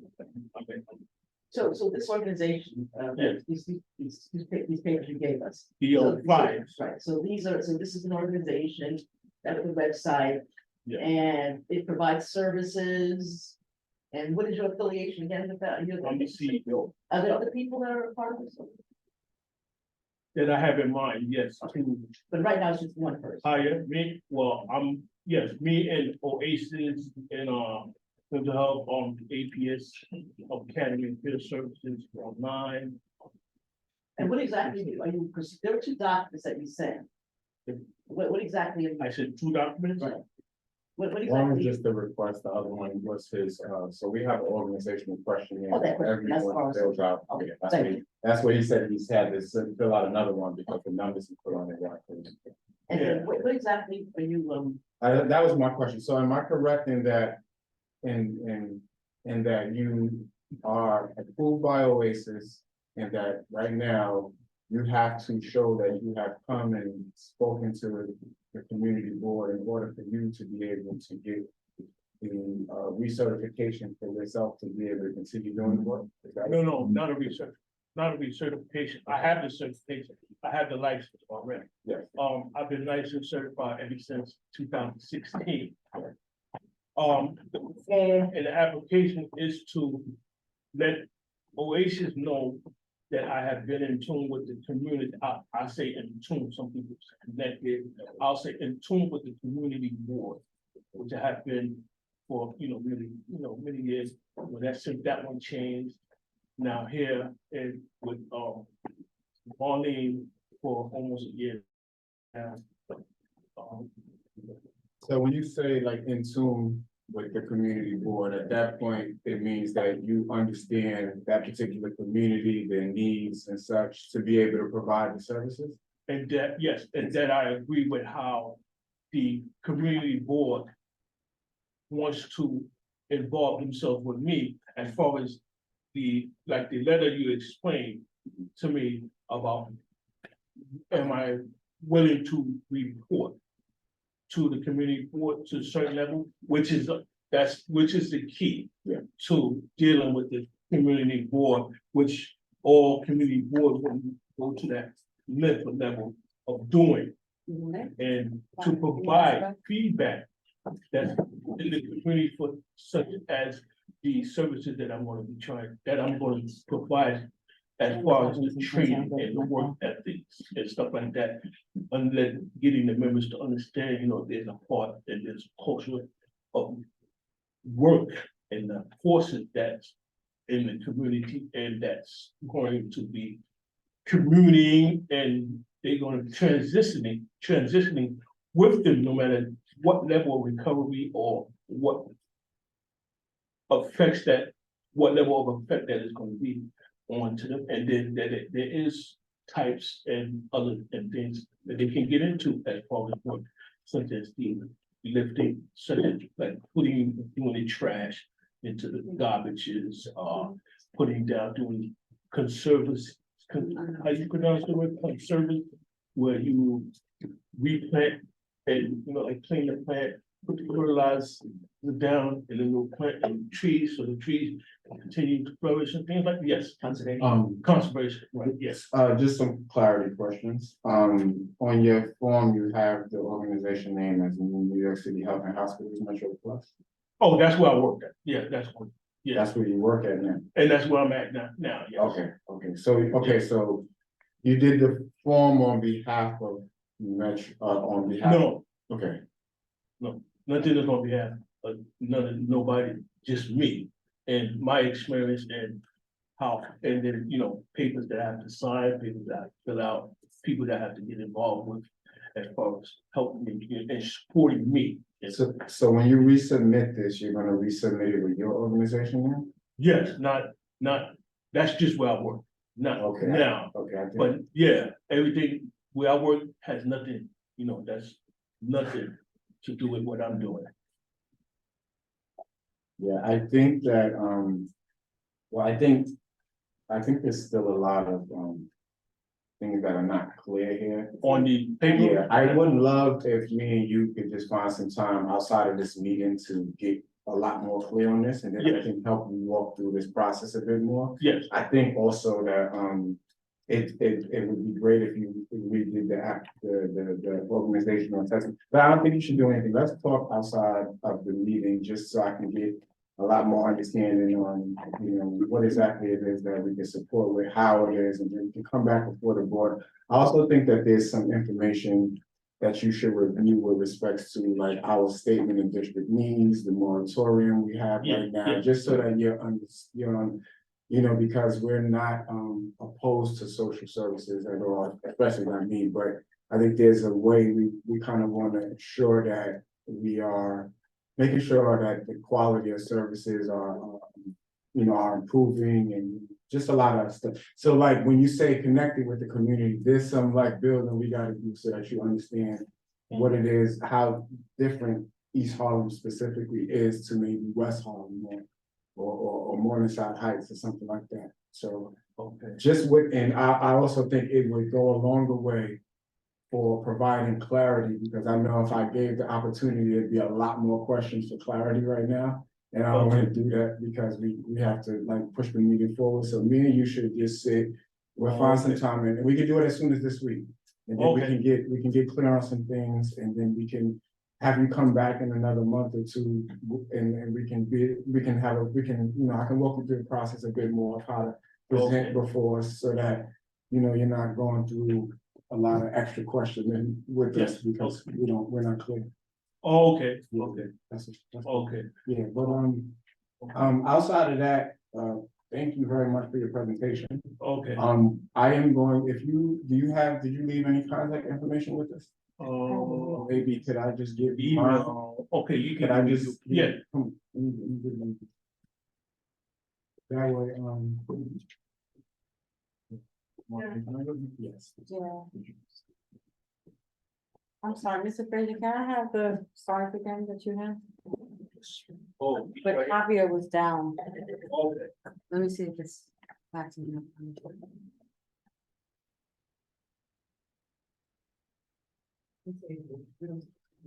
Thank you.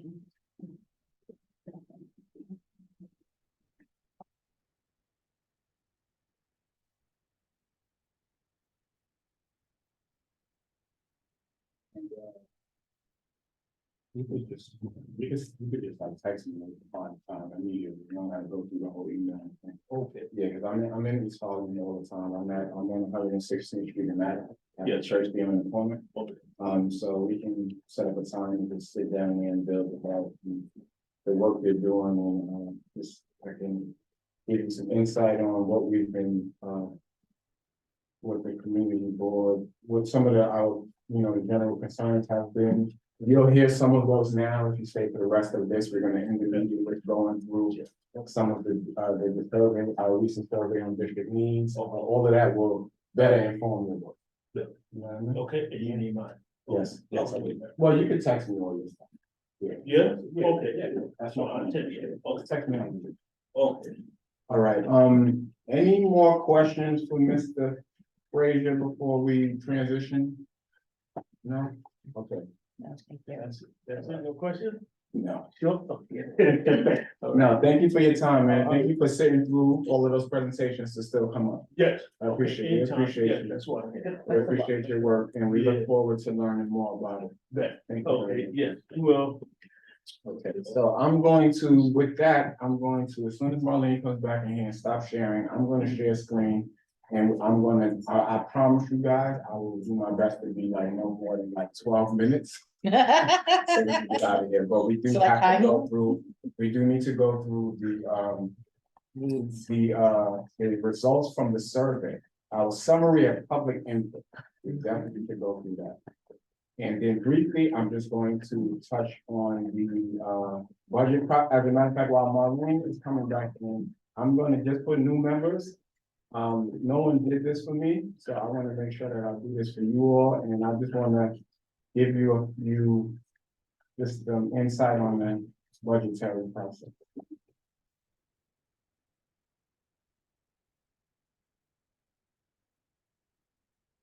I was thrown in the fire.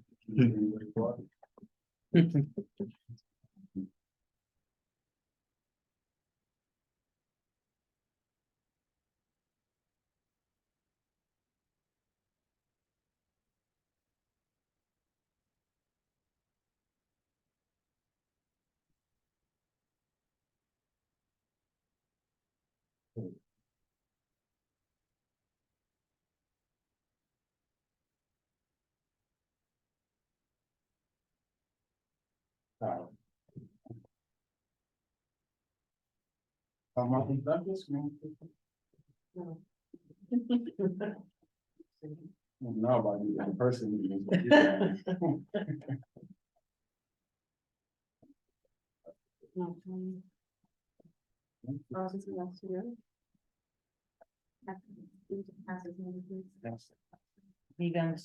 so if when my internet is going again, I will be able to pull up the budget process that I wanted to just outline for everyone, not just new members, just in case you weren't familiar with what takes place when, but we're now in the preliminary period of the budget. I am going to really quickly just walk us through the human services part of the summary of public input. Let me share my screen.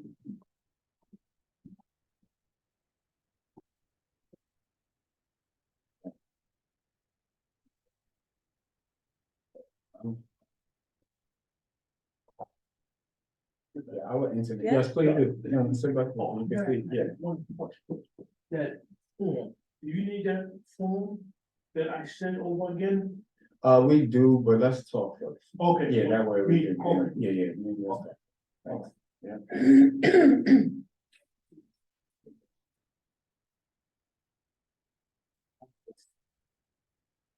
Two things I'm show you guys first.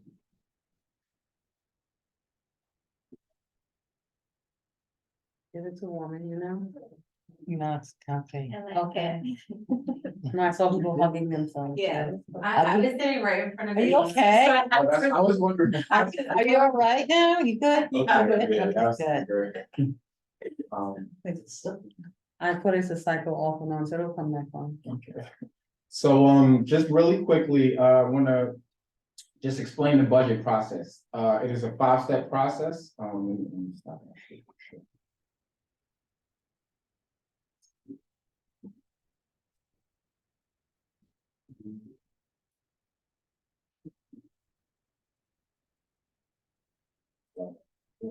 Is that fan? Is that rain? I'm sorry? Is that the fan or is that rain? Oh, it's the fan. Yeah.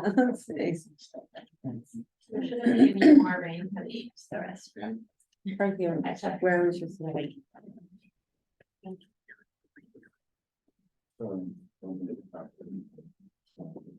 Oh, yeah, sorry about that.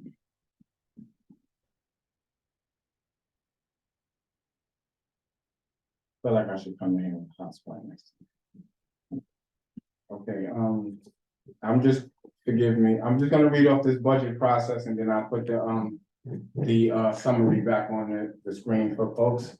Budget process, 5 steps. First step is the preliminary budget. Each January, the mayor presents a preliminary budget and outline of his priorities and goals for the city. The council then follows a process to ensure this budget meets the needs of our diverse community.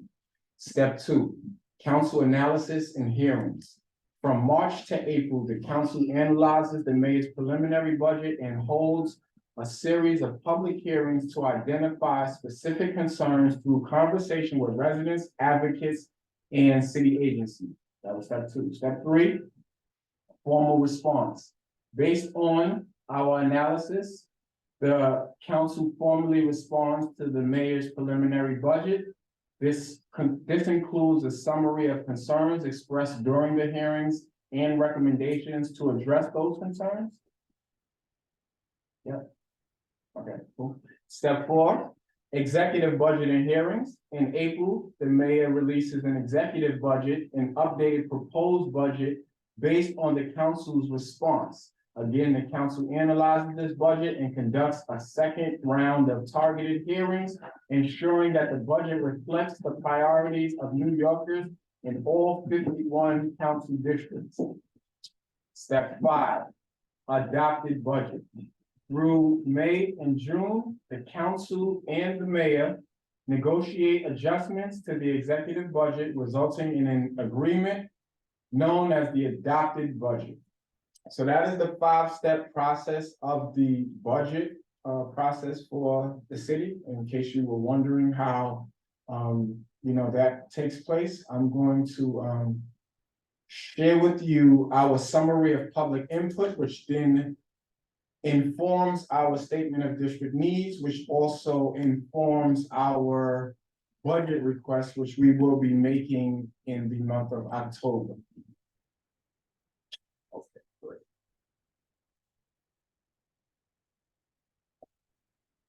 I'm going to skip past some of this stuff for the sake of time. The way, in case you want to know, demographics, how, the input for the survey is for fiscal year 25. So you all know, we're not going to be, we did the budget for fiscal year 24 last October. And now we're going to be doing the district needs for fiscal year 25. Our collective responses were for 2 months. It was 129 total respondents. How did they get respondents? Weekly newsletter and social media posts, partnerships with elected representatives and community-based organizations, as well as tabling during summer events for public input. Some of the top 10 most pressing needs overall are affordable housing, which received 55.1% of the responses. From there, we have crime and public safety, homelessness, trash removal and cleanliness, and you can see the rest of the list. Quality of life, economic development, cultural facilities, parks, healthcare services, as well as land use and trends. So what is relevant to the Human Services Committee? Housing is relevant when it becomes supportive housing, because there are supportive services offered to people in those supportive housing units, and the Human Services Committee would want to know and would be the committee that would, that has the expertise or the purview to discuss social support services and the needs for people who receive those services. Specifically, more healthcare services, obviously, quality of life, when folks make a particular issue a matter of quality of life. So, but here are the rankings here.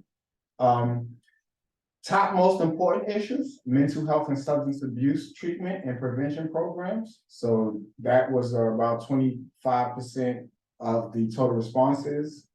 After that is access to healthy food and lifestyle programs. These are also scopes that we cover, food insecurity. We actually passed the resolution in June, opposing the mayor's budget cuts to food programs for aging people.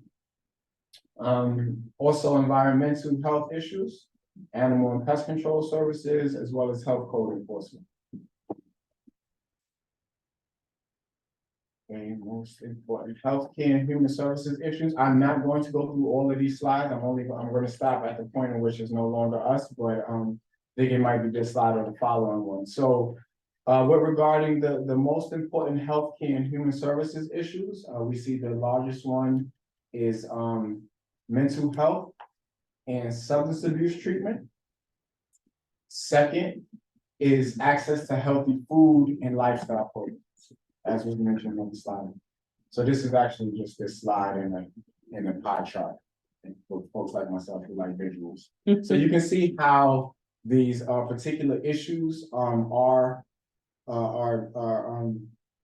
how they've been ranked, how they've been voted on as a need. Most important was pressing. This, my brother, would help you to understand issues related to East Harlem, you know, and some of the social support services, but specifically the services related to folks who are indulging with drugs and are chemical dependent, things like that. Okay. So yeah. So from there, healthcare and human services, relevant committee, agencies, yes, good. So I don't have to go to that other side, says presentation. These are, when we make our, okay.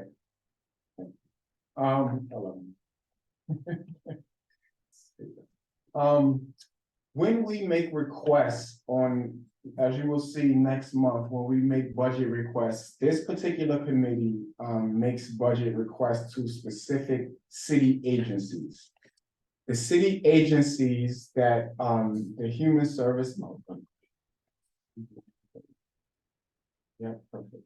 So the healthcare services that would meet the needs for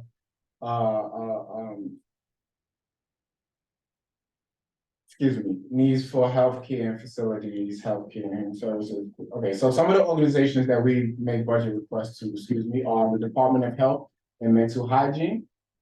And these are for needs for healthcare facilities. Also needs for healthcare facilities are health and hospitals. So this is another organization. It depends on the request and what we're asking, and that will determine whether the Department of Mental Health and Hygiene is the organization we are making this request to, or if it is health and hospitals. Needs for older New Yorkers and those who are aging in place, that would be DIFTA, the Department for the Aging. So we wouldn't be making requests for aging people to DOHMAs unless it was a specific request regarding mental health and hygiene. And needs for homeless New Yorkers, the Department of Homeless Services. So DHS is another city agency that we make requests to if our requests are under the purview of needs for homeless New Yorkers.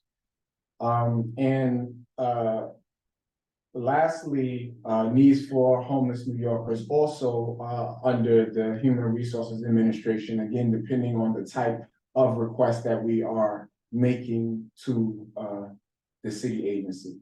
So wanted to just cover that so we know it's like when we're going through these budget requests, is who are we asking money for and from? We're asking it from specific city agencies, so you all know.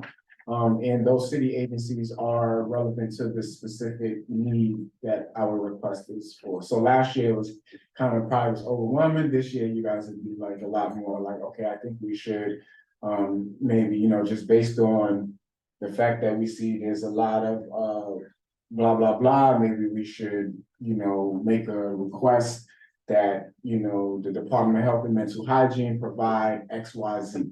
So that's how that will go, and we'll walk through this thoroughly next month as well. With that, I didn't go to the slide you said, right, Mom? You said the last one. You guys said- Yeah. Okay. Preparing budget requests for fiscal year 25. October committee meetings, review budget requests and make recommendations for additions and removals. Yes, so we will go through the existing requests that are on our tracker sheet, and we will see if they are still, should we update them with new language? Should we scrap them because there's no longer a need, or should we add any additional, requests? All guidance comes from the committee. Staff liaison and budget liaison serve as a point of reference. Fiscal year budget request worksheets. So staff recommendations and rankings. Okay, am I explaining this part correctly, Marlene? Am I? Okay, yes, so committee recommendations and rankings. So yeah, pretty much. Yeah, public input, district budget consultation, Jeff, be present next month at our meeting. The committee will be making these adjustments to our requests, but we will not do so with absent or isolated from the input of the committee. So we do want you here, we need you here. We don't, we do ask that you do respect the fact that we are meeting in person now, so please, again, try to keep our comments succinct, but please come prepared with some, if you already have an issue in your head, think about a budget request that would sort of meet that, that's how we all could get ahead of the work versus coming next month with just a bunch of issues we want to dump on the table. If you have an issue, please think about how that can translate into some sort of budget request, and the committee will discuss that, and we will do the work on the floor. With that, that is all I will say on that. Are there any questions first from the committee? Yes, Drew. Not a question, a comment. So there is also the district needs and budget committee that some people are a part of as well. So, it's like the committee is like working on it. Then there's also that subcommittee of the district needs and budget, which helps. That was formed, I guess, a couple of years ago, that helps to move the process along. So that's an added thing, and that takes a lot from like the committee, at the committee level. Yeah, well, yes, I mean, I don't. So your vice yeah. chairs, all vice chairs of the other subcommittees are the ones tasked with bringing the information back to the district needs and budget committee, right? So there are 25 expense and 40 capital that can go to the city through the Department of City Planning. For those of you that don't know the acronyms, I'll just say the words. Department of City Planning and OMB, Office of Management Budget. So each community board is tasked with giving those amount of budgets over. So you, on the committee level, you guys may come up with like 20, all 20 may not make it to the district needs and budget committee that's tasked with taking it to full board. You have a public hearing at the October full board, you then vote on it, and then it goes by October 31st. All community boards are tasked with submitting that to the city, the request to the city. And this is called the preliminary budget phase. That's what phase you're in now. And when the statement of district needs is ready to be edited and input, when they request that we put input, I am going to request that committee members also weigh in.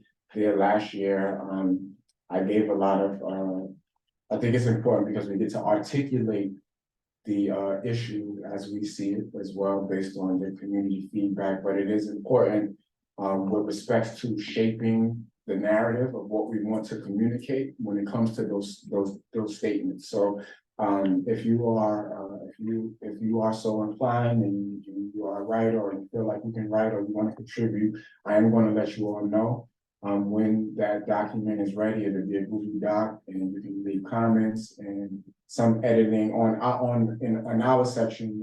Committee members will be able to go in and make some edits with me. So yes, so stand by for that. With that, I'm going to stop. And I don't have anything else. I don't see any. I'm going to stop sharing as well, if that's cool. I don't see any hands raised from participants, which is perfect. So with that, we can move the meeting along. We don't have any new business or old business. So with that, Marlene, are we good to adjourn? Do you have no new business to say? No, no new business. Anybody, any old business, new business, anybody got anything they want to say before we, in this meeting? No? All right, I'm sorry I couldn't keep it to 8, but we did 8:17. I think for our first meeting with all those presentations, we did a good job. I'll work on meeting management, but, well, let's do it. Okay. April Ocean. Mark Diversity excused. Do you have Chowdhury? William Townsend, Present. Roger Flores. Brendan Gillespie is excused. Jill Jones. Present. Jennifer Meyer. Present. Alicia Miranda. Present. Arturo Perez. Present. Isaac Scott. Thank you. Diane Robinson. Present, thank you. Thank you everyone for, this, efficient meeting. Everyone have a good night and everyone here, please get home safely. Thank you. Thank you.